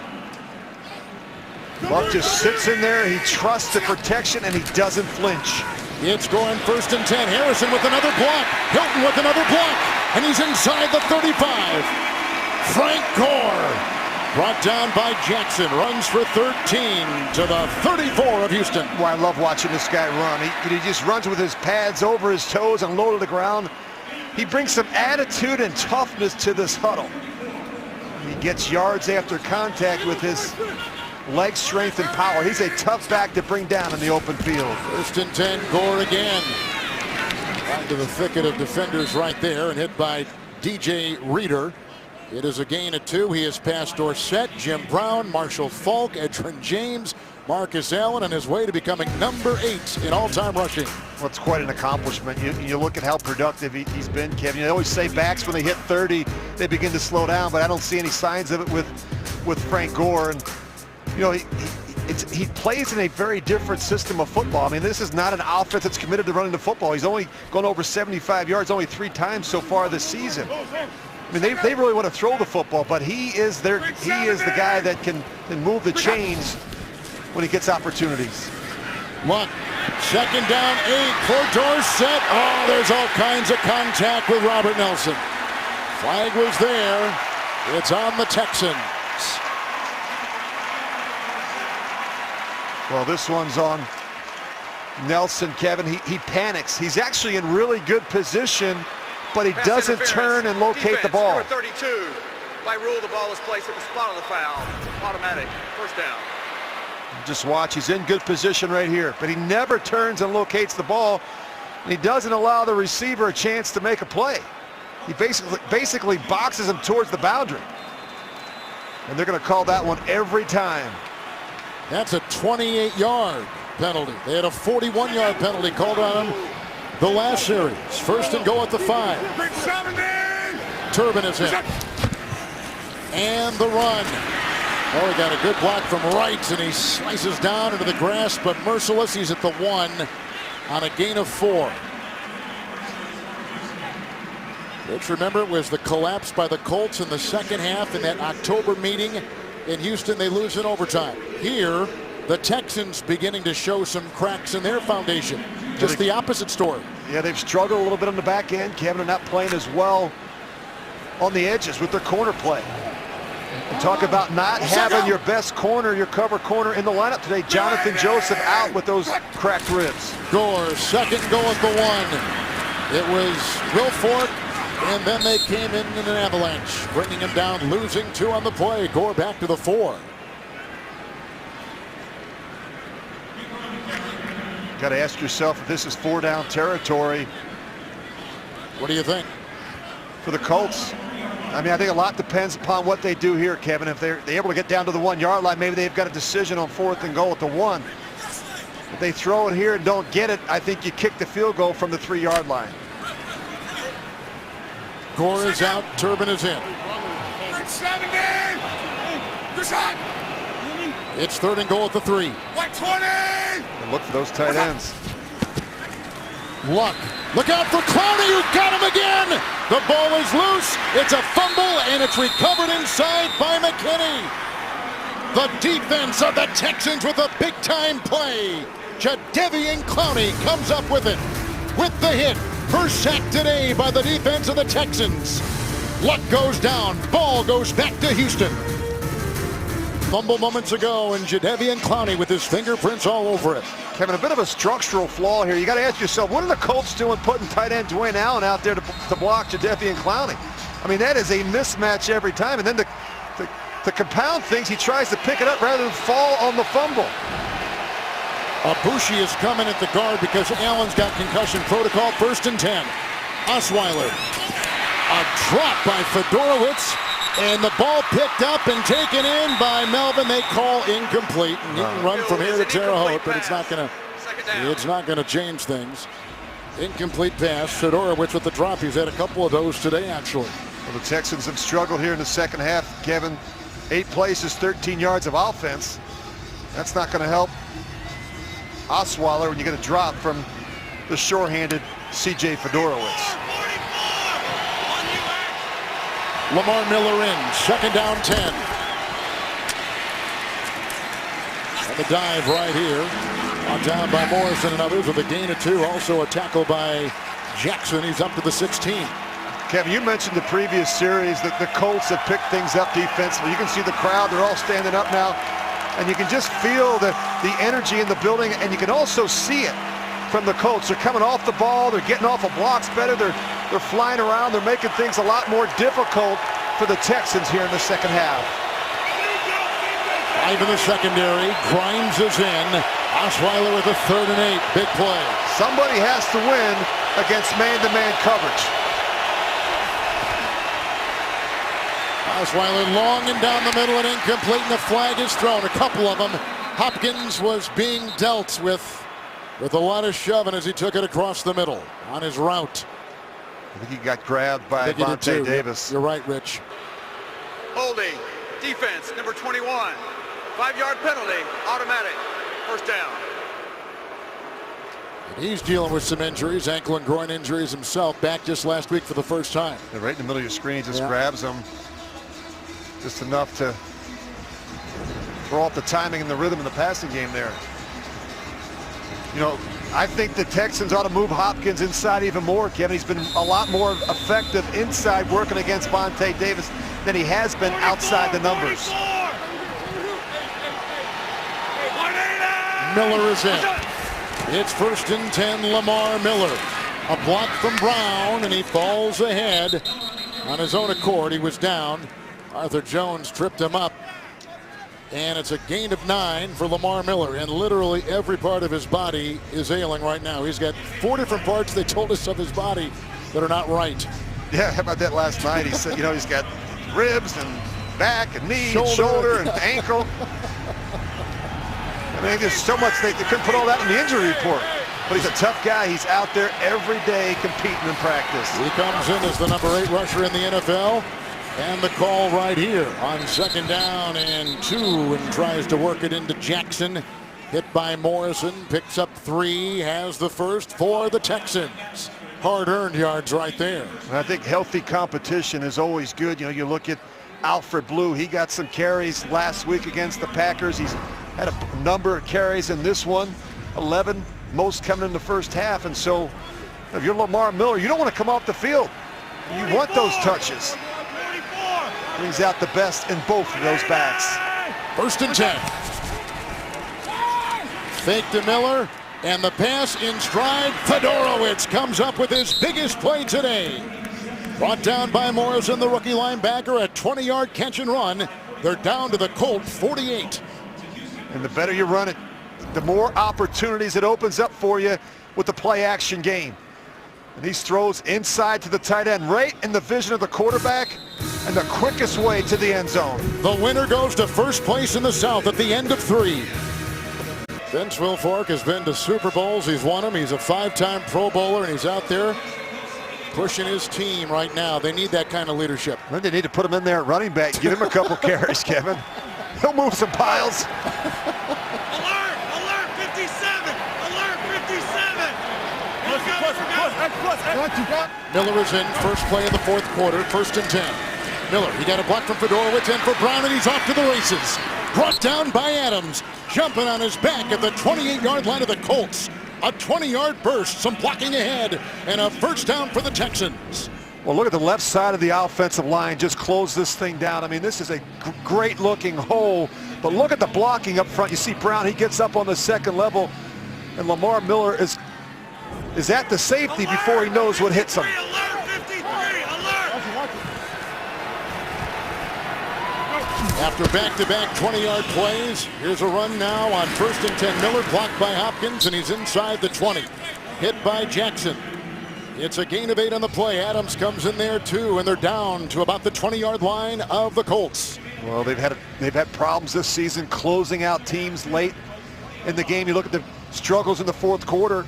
They've scored just 1 4th quarter touchdown in their last 6 games. I always say the hardest thing to do is to go on the road in the division and win.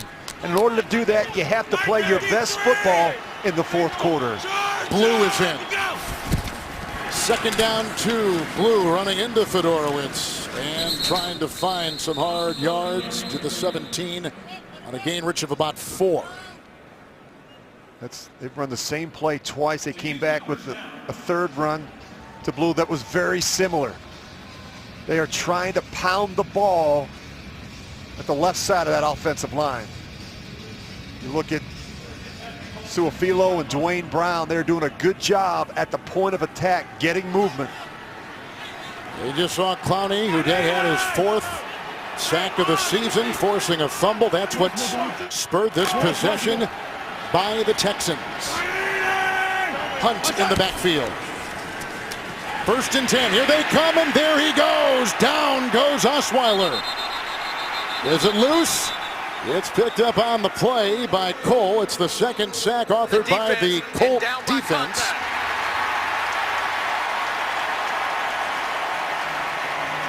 Well, they don't even block Trent Cole, Kevin. I don't know what happened here. This is a mistake. You're going to see the tackle blocks down. They don't even block Trent Cole, one of the best pass rushers that the Colts have. That is not a fumble. His knee is down. They've called it a fumble, but it is not.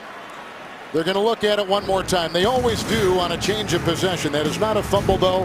We step aside. 12:55 in the fourth. Change of possession, at least that's what they ruled on the field, is always under review. After reviewing the play, the ruling on the field has been changed. The quarterback's right knee was down by contact prior to the fumble. Therefore, it will be Houston's ball, second down on the 28-yard line. We'll place the ball on the Houston hash, and the game clock will start on my signal. Knee is down. Ball is still controlled, although it is very, very close. Well, they dodged a bullet there. I mean, they blew an assignment. They don't even block Trent Cole. Osweiler never sees him until it's too late. Well, you hate to take a sack on first down in that part of the field. They got to hold up here. They got to reset the chains. The chain gang was a bit discombobulated. They got to just hold on here until the chains are set. Bottom of your screen, the guys are off. But it should be 2nd and 21. Back at the 28. And this is huge because at the least they're going to try for a field goal, Rich. Make it a two-score game. Make it a two-score game. It's a big play there. Boy, this Osweiler, sometimes you shake your head, don't you? I'd be very surprised if they don't run the football right here. Miller's back there with him. Allen the block. Osweiler to the end zone looking for Fuller. And it's incomplete. Nice coverage on the play by Rashaan Melvin. Really played it well. He's in for the injured Patrick Robinson in the secondary for the Colts. Well, look, I think Will Fuller had him beat, Kevin. I do too. He's got to come back for the ball. Look, use the back of the end zone. Use this area in the back of the end zone. You got a rookie receiver that's got great speed. Don't make him stop on the boundary and come back for the football. 3rd and 21. Grimes is in. The secondary has 6. Grimes. And he gets him a bit closer to the 22-yard line. Hit by T.J. Green, who's back in there, and it's good to see him in there. With a gain of 6 right there. They'll bring out the field goal unit, and here comes Nick Novak, who today, Rich, has kicked and hit from 21, 52, and 24 yards. He has been solid. These kickers love kicking inside this time of the year off the AstroTurf. Novak is out of Maryland, born in San Diego with the Chargers for 6 years. This will be a 41-yard try to make it a 2-score game. That is a huge field goal. And the clock is at 11:53. Novak is down. Flag has been thrown. The field goal good from 41. It's going to be rough on the kicker. On T.J. Green, the rookie from Clemson.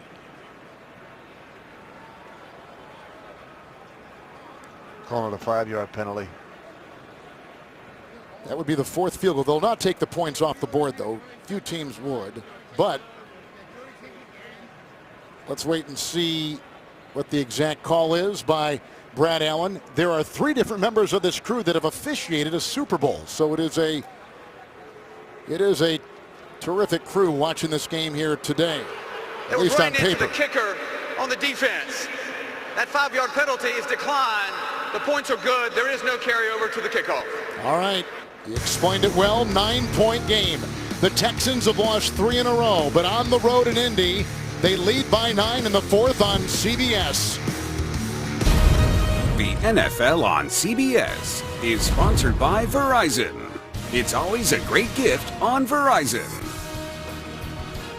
The Quicksilver Card from Capital One. And by the new 2017 Jeep Grand Cherokee. Jeep free to be.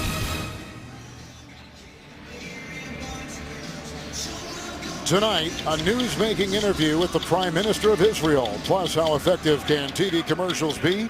See the one that helped end the war. 60 Minutes tonight, only CBS, with Rich Gannon, Kevin Harlan.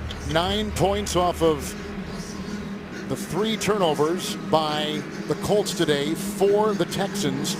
Rich, 4 times they've been in the red zone, but they've had 3 field goals on those good possessions. And coming out here will be Todman with the kickoff. And he's out shy of the 20, 18-yard return. And getting off him right there was Brian Peters. Well, red zone continues to be a struggle today for Brock Osweiler and the Houston Texans. Just 29th coming into today's game. Kevin, they've gotten down there. They've been very fortunate to get some turnovers that put them in that situation, but they haven't been able to capitalize inside the 10-yard line. Player down at about the 22-yard line for the Indianapolis Colts is Kurt Magid. He is a rookie free agent out of Tennessee and has come off of concussion protocol recently. As they take a look at him. So 4 field goals for Nick Novak of the Houston Texans from 21, 52, 24, and moments ago 41. Osweiler today 11 of 21 for 115 and a pick. Luck today 16 of 32, 179 with a touchdown pass of 18 and a catch and run by Gore and 2 interceptions. Yeah, but since that second interception, Kevin, he's 6 of 7. The only incompletion was a drop. So he just needs to get some more snaps.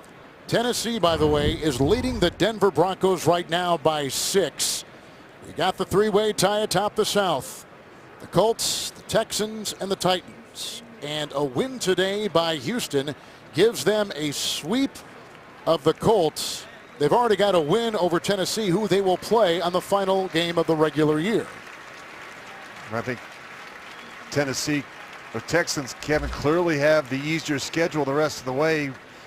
You look at what they have left on the schedule and what the Colts have left on the schedule. That's why this game has even more meaning with both teams at 6-6. And you can see they take off Magid. That's the second time the athletic training staff of the Colts is going to take off a player. Earlier, Jack Mewhort, their guard, taken off the same way. Boy, a lot in front of Luck right now, Rich.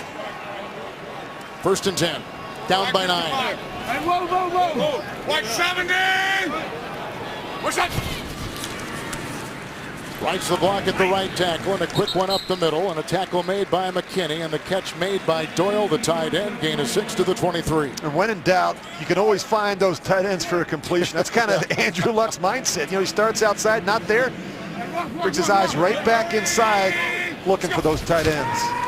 2nd down 4. Speeding up that offense, and that's off the fingertips of Dorsett with another drop. And we said that this team is near the top in drop passes in the league this season, this Colt offense. Well, not an easy catch, Kevin. It's a little bit behind him, but boy, one you'd like to think he could make. You look right here, he's got a couple drops. That'll go down as a drop. If it hits your hands, it's a drop. He's a former 1st-round pick out of Miami in his 2nd season.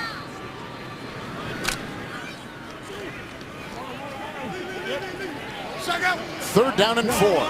170. What's that? With Turbin in the backfield, Luck will drop back. Good time off the Turbin. And he's got a catch and run for a 1st down. He's to the 32, brought down by Benardrick McKinney. 9-yard pickup on 3rd and 4. Now they're going to jump the ball. Turbin's part of the blocking scheme, then he just leaks out. That's an outlet for Andrew Luck. And off on 1st and 10, Turbin. Oh, just about had his helmet taken off with Antonio Smith in there, stopping him in his tracks. They stay at the 32. The flag. Personal foul. Grasping the face mask. Defense. 15-yard penalty. Automatic. 1st down. He doesn't even use his hand. I think he uses his whole forearm. Gets that whole left forearm right in the mask. Watch this left arm come in here. Wow. That'll blind you. The human head was not supposed to turn at that kind of angle. The run defense, Rich, has been better for the Texans, hasn't it? It has improved as the season has gone on. Yeah, it's not been their strength. Their pass defense is really where they can hang their hat, but they have played well, especially the last month. Gore is in, 1st and 10. Luck again, good block by Harrison, and across the middle another drop by Dorsett. Again, it would have to be a spectacular catch. He was tailed by A.J. Boyer. It's incomplete. Well, the Texans are making Andrew Luck throw the ball somewhere other than T.Y. Hilton. They're doubling T.Y. Hilton every snap, and that's giving Moncrief the one-on-one coverage. He just has to start catching the football. You look at what the Texans are doing. They're not going to let 13 catch the football. They are doubling him just about every snap. With a 2nd and 10, Gore was back there with Luck, who again slings it downfield, almost picked off, and on the ricochet it was almost caught. Hit by McKinney, almost grabbed on the carom by Merciless. Well, Merciless is going to line up as the end man on the line of scrimmage, and then he's going to drop all the way in coverage. I don't think Andrew Luck ever sees him. He has his eyes down the field, and then Merciless is going to pass off the inside receiver and fall off on the second receiver. Again, Kevin, this is kind of a force by Luck. They are doubling T.Y. Hilton. They've got a corner there, they've got a safety over the top, and they've got a linebacker buzzing out in zone coverage. Texan linebacker hasn't made a pick in 31 games going back to 2014. Luck on 3rd and 10, crumbling pocket hit as he throws, and on the ricochet, hold in. Hilton reels it in for the Indianapolis Colts. Oh my goodness, what a catch. A 14-yard pickup. He's down to the Texan 38. You want to see how tough Andrew Luck is? Just watch this guy sit in the pocket. He's going to step up. He's going to get sandwiched. He somehow keeps his eyes down the field and is able to fit this one in to T.Y. Hilton. Dempson Jackson there. Gore on 1st and 10, picking and poking his way, and he'll take it down to the 35-yard line. A gain of 4. Cushing with the stop. Well, Andrew Luck, he is about as tough as they come at the quarterback position. He just never seems to take his eyes off the receivers. He never stares at the rush. But Rich, they don't want him taking hits anymore. He's had the concussion already. I know, but it's hard to change the way the guy plays. Yeah, you're right. 2nd down and 6. Moves up, goes long. He's got Hilton. Touchdown! They beat Robert Nelson. And a flag is down inside the 20. Pass interference. Defense, number 32. That penalty is declined. Touchdown. 35-yard touchdown pass by Andrew Luck to T.Y. Hilton. Well, they are going after Robert Nelson. You're going to see T.Y. Hilton at the top of your screen. A little bit of a pause, a little bit of a double move versus off coverage. And Nelson gets beat. He tries to grab the speedy T.Y. Hilton at the top of the route.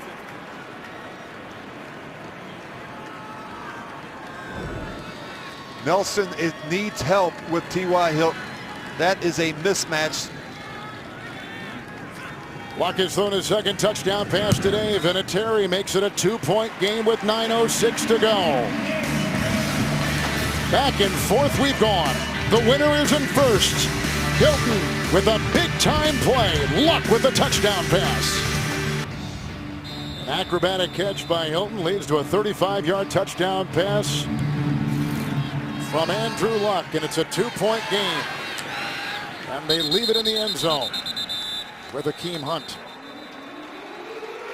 Out to the 25, 1st and 10, moments ago. A little bit of unexpected good fortune for the Colts. You see Jackson and Demps, they run into each other, and T.Y. Hilton, he's waiting there for the easy scoop, and then they come right back on a double move going after Robert Nelson.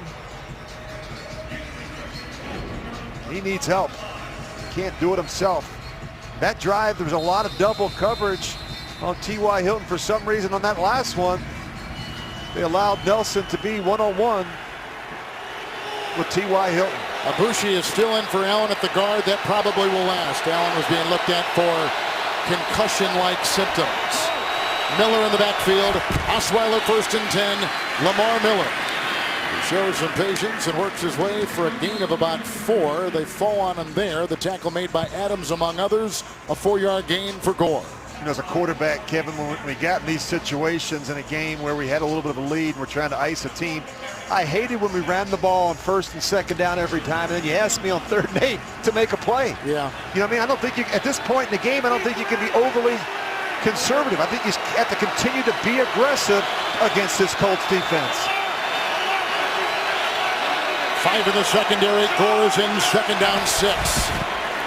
Gore, Fedora with a block, and he's in the Open move. There was Miller with the move. Miller with a great run. He takes it out to the 49-yard line. Lamar Miller for a gain of 20 and a first down as Miller continues to work his way toward 1,000. Well, look at the movement at the point of attack, and look at that hole right there for the back. I mean, that is something special. We've seen a number of these in this game. You got to give this Houston offensive line some credit. They've been winning the battle at the point of attack and getting up on the second level and getting some hats on those linebackers. Alfred Blue is in, and Miller has gone over 1,000 yards this season. Blue will take it. The running game coming through. Morrison makes the stop in the linebacking core at the 43-yard line of the Colts. It is a gain of 7. So for a second time in his career, Lamar Miller, with a lot of injuries he's dealt with, is over 1,000. He did it with Miami in 2014. And Miller does it here with the Houston Texans in his first year as a Texan running back. And Kevin, how nice of a luxury is it for the Texans to be able to bring a fresh back in whenever they want? I mean, it's been Lamar Miller for 20 carries, Alfred Blue for 13. Blue will dive it. Jones knocked it away. They're saying there may be a fumble on the play with a gain of a yard by Blue. Blue has had one fumble lost this season. They say down by contact. With a hit by Adams and by Perry on the interior of the line for the Colts. Now they bring in Grimes. It's been kind of a three-headed running back monster with Miller and Blue. We'll have to look at this again on a challenge perhaps.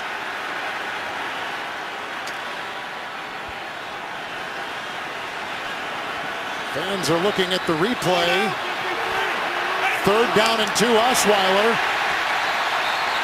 Challenge flag has been thrown by the Colts sideline and Chuck Pagano. Boy, it took a while. The crowd was going crazy, Kevin. They were looking at the replay board in the stadium here.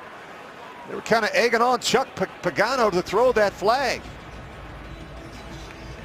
They're saying that the official blew the play dead, had him down.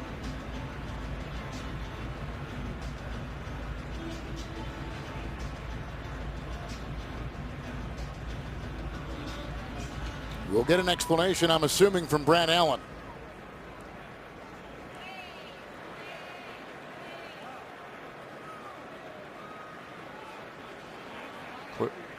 They will look at it on the challenge with 6:32 to go in the 4th.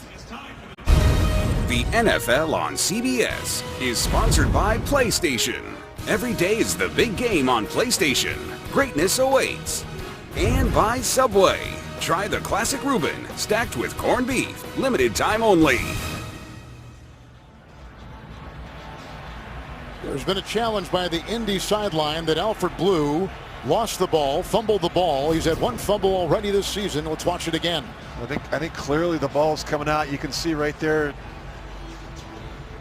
gets punched.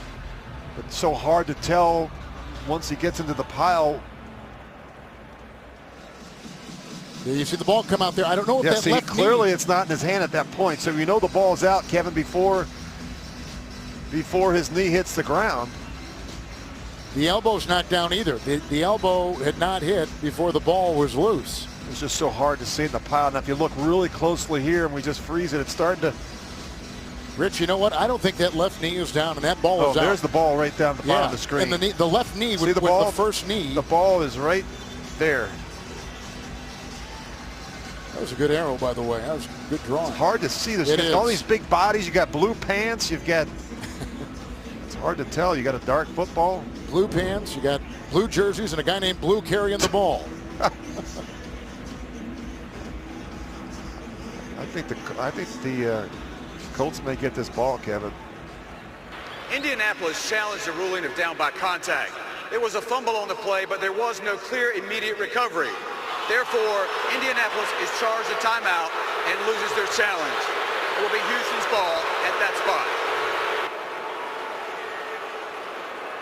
So they're saying it was a fumble, but no clear recovery. In other words, the ball was at the bottom of the pile for a while. Kevin, at the end of the play, if you follow it long enough, no, actually, I thought that Ryan Griffin came up and had the football.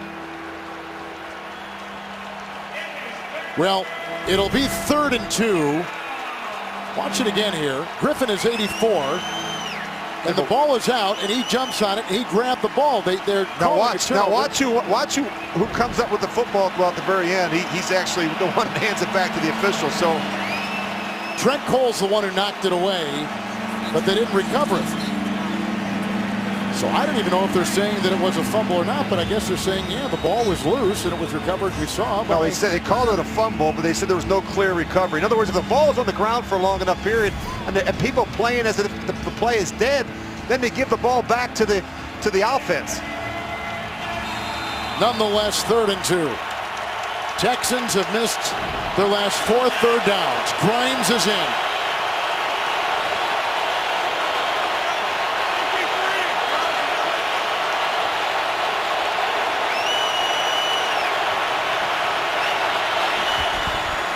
Osweiler, and caught by Fuller right in front of Melvin. That's a first down for the Texans to the 37 of the Colts. A gain of 6. He threw a laser for the first. And watch Fuller come out of his break with some burst and acceleration.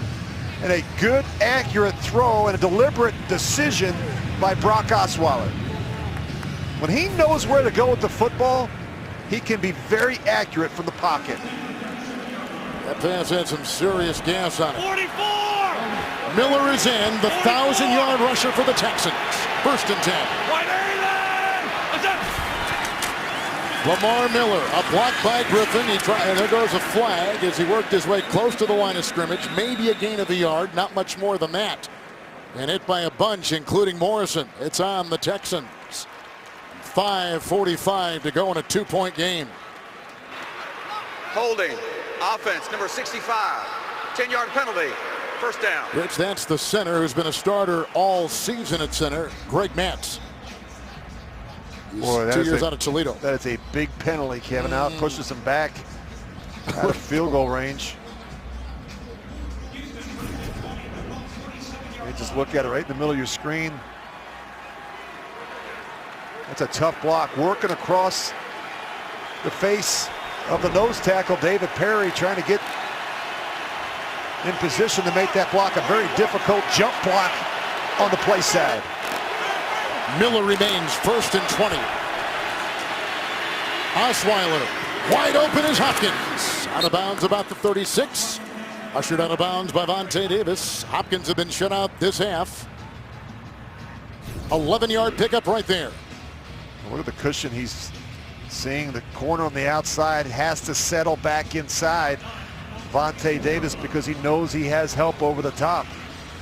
Got to play the number 2 receiver in the flat. Hopkins had got that 22-yarder on the eventual Lamar Miller touchdown run back in the first half. Kevin, you pointed out a while ago, Osweiler late in the first game between these two teams in the 4th quarter and in overtime played some of his best football of the season. 2nd and 9, Miller was in, Lamar gets it. See if Fuller wants to throw a block. Vance wants to throw a block. They both do. He's into the secondary and down to the 20. Brought down by Melvin on a 16-yard catch and run. Butler was there too. It's a 1st and 10 for the Texans. That was a timely screen. Takes the edge off the pass rush a little bit.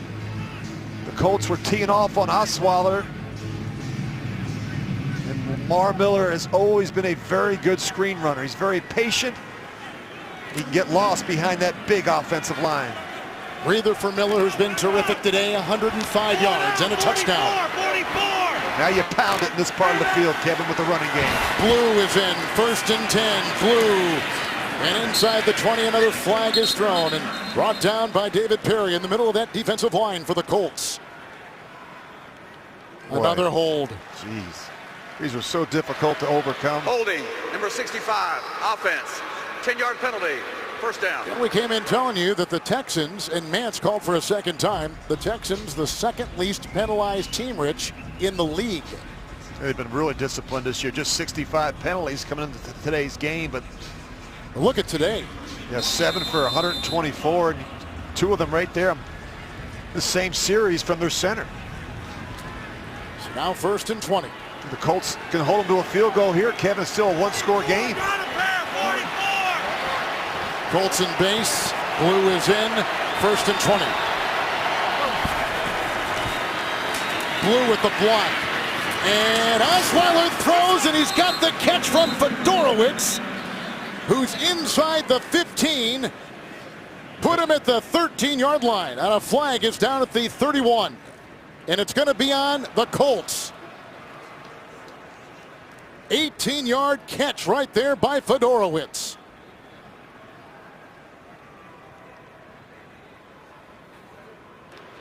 Holding. Defense, number 93. That penalty declined. Result of the play. It's a first down.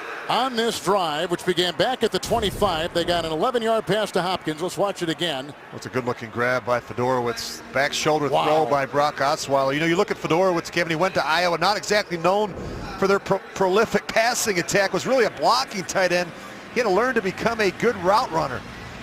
And he's been so much better this year than he was a year ago. I think he's one of their most improved players. He's second on the team with 45 receptions coming to today's game.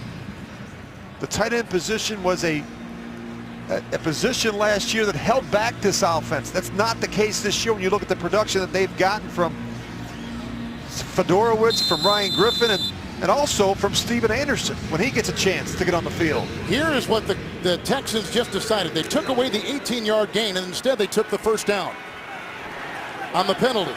So they have it 1st and 10 at the 26. Blue is in with Prosh. They were in the eye. 12 players on the defense. 5-yard penalty. First down.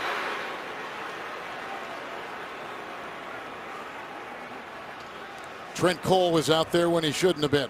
Well, that'd drive you crazy as a coach. They've run almost 5.5 minutes, the Texans have, off the clock.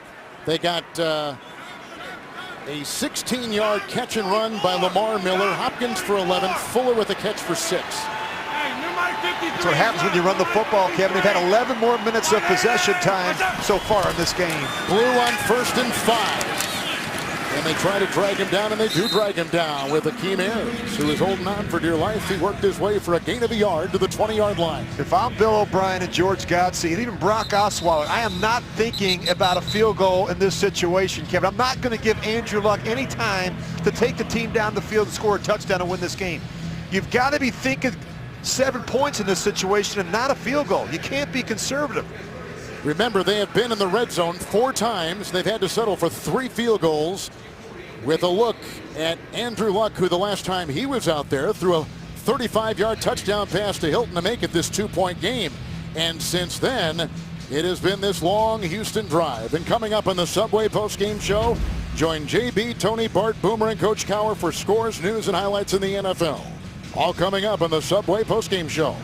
Kevin, they've not had a lot of success throwing the ball in this part of the field. You look at Brock Osweiler today, just 1 of 6 for 6 yards in the red zone. Indy took the timeout. They've got 1. Houston has 3. A concerned look on his face because the winner here is in first place in the South. Miller is in. 2nd down for Lamar Miller. Crash a block, and Miller will submarine his way inside the 17. Gain of 3. Really no surprise there. There's a reason why Prosh is in the game. He is in there to block. That's the tailback. That's the last time out, Rich, excuse me. So now the Colts are out of them. Well, Chuck Pagano knows that they've got to hold him to a field goal. I mean, this is it right here. This possession. They got to be able to hold the Texans to a field goal. Texans coming in with 3 consecutive losses, but a win today for Houston. They sweep the Colts this season for the first time in franchise history. They've also beaten Tennessee. They end the season in Nashville. Things would be setting up well, but first, a big hurdle here in taking on the Colts. 3rd and 2, empty backfield.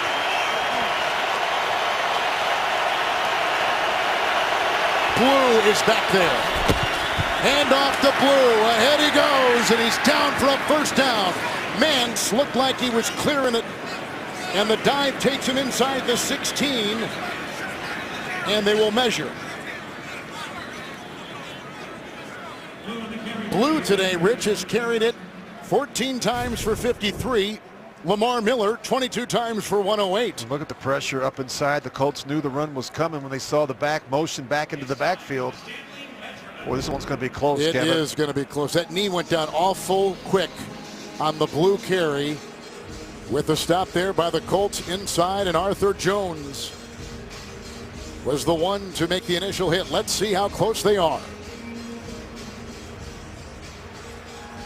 Ooh. Wow. Lynx shy. Now, 4th down. You saw about 4 or 5 inches. Good hit, too, by the man in the middle right there, David Perry.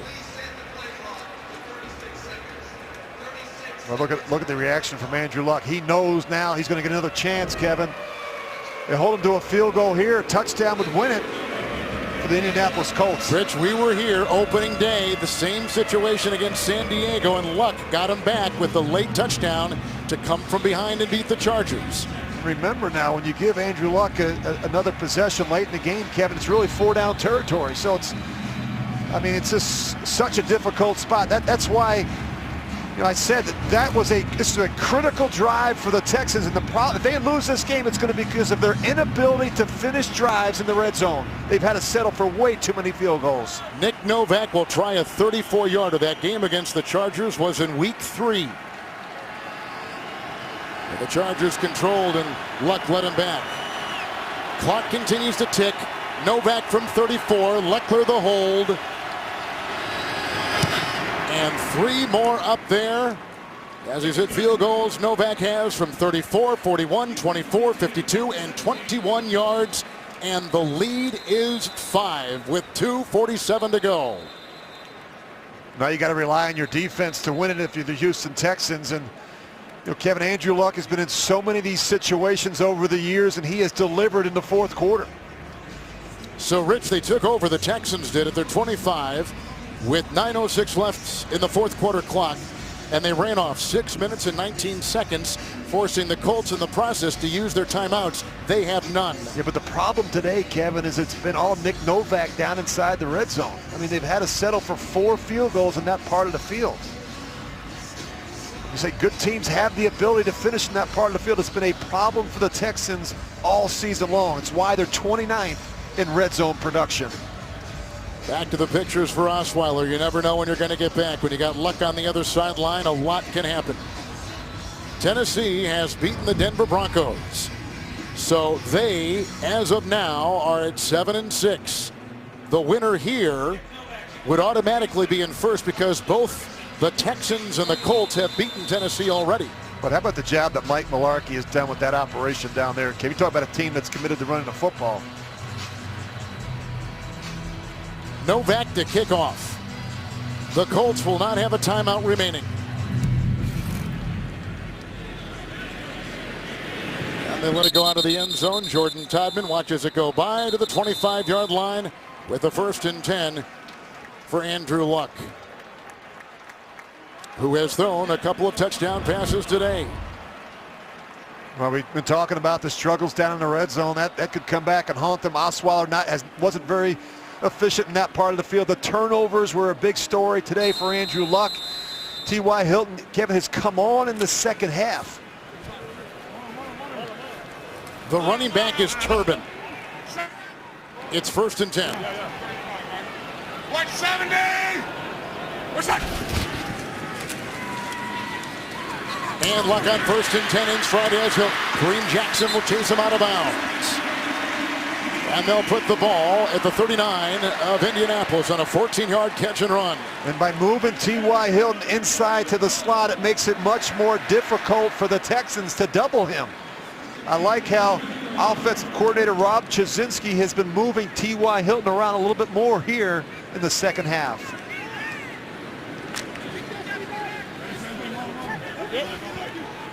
Texans have 6 in their secondary. 1st and 10. 170! Turbin in. What's that? Stands with the block. It's off to Turbin.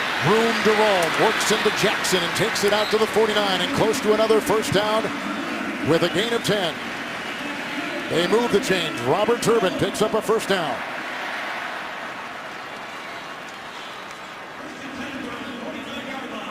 So the clock will next stop at the 2-minute warning. And the Colts are moving well.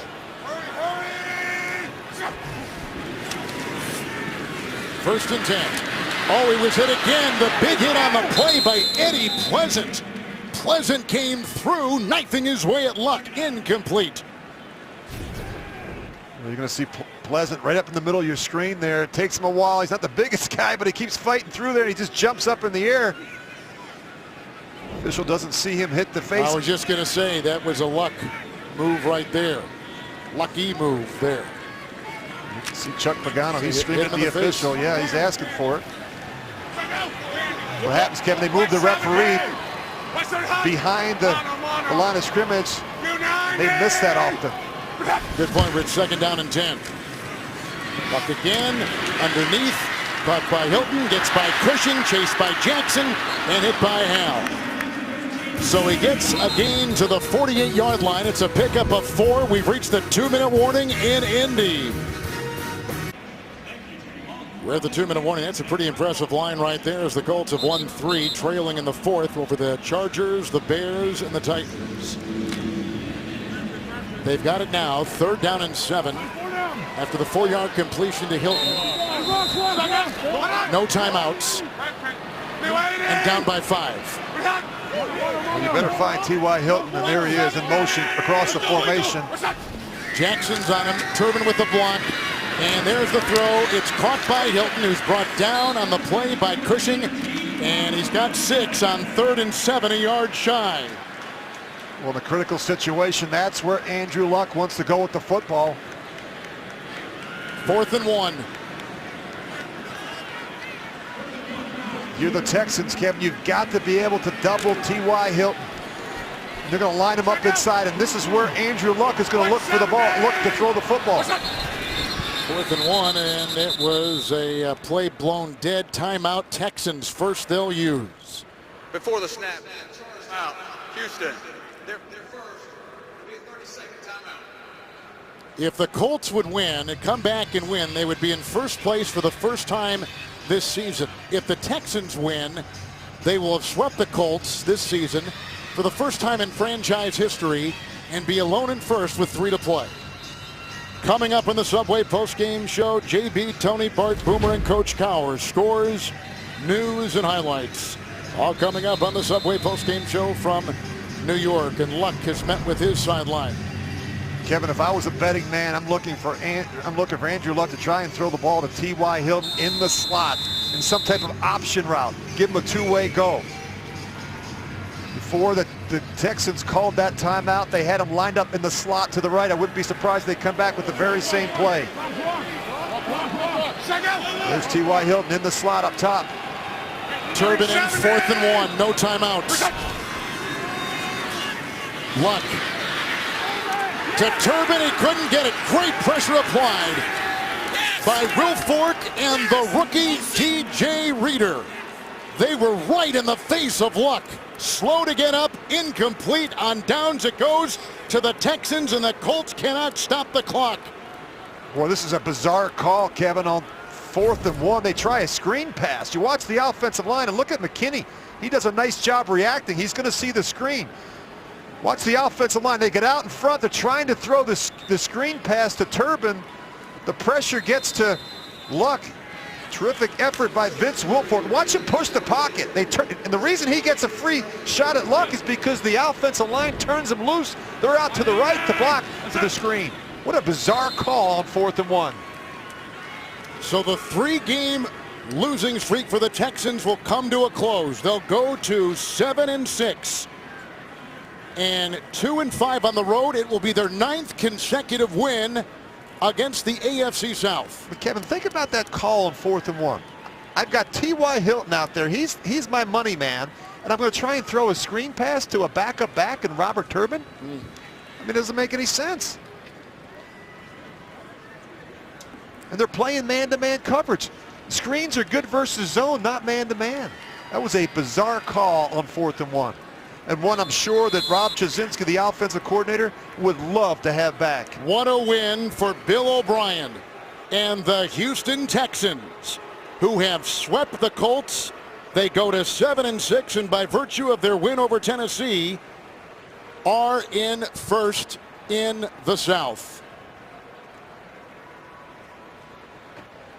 With 3 to play, it's the first franchise sweep of the Texans over the Colts, and a huge win. Thank you, Colts fans. Please drive safely.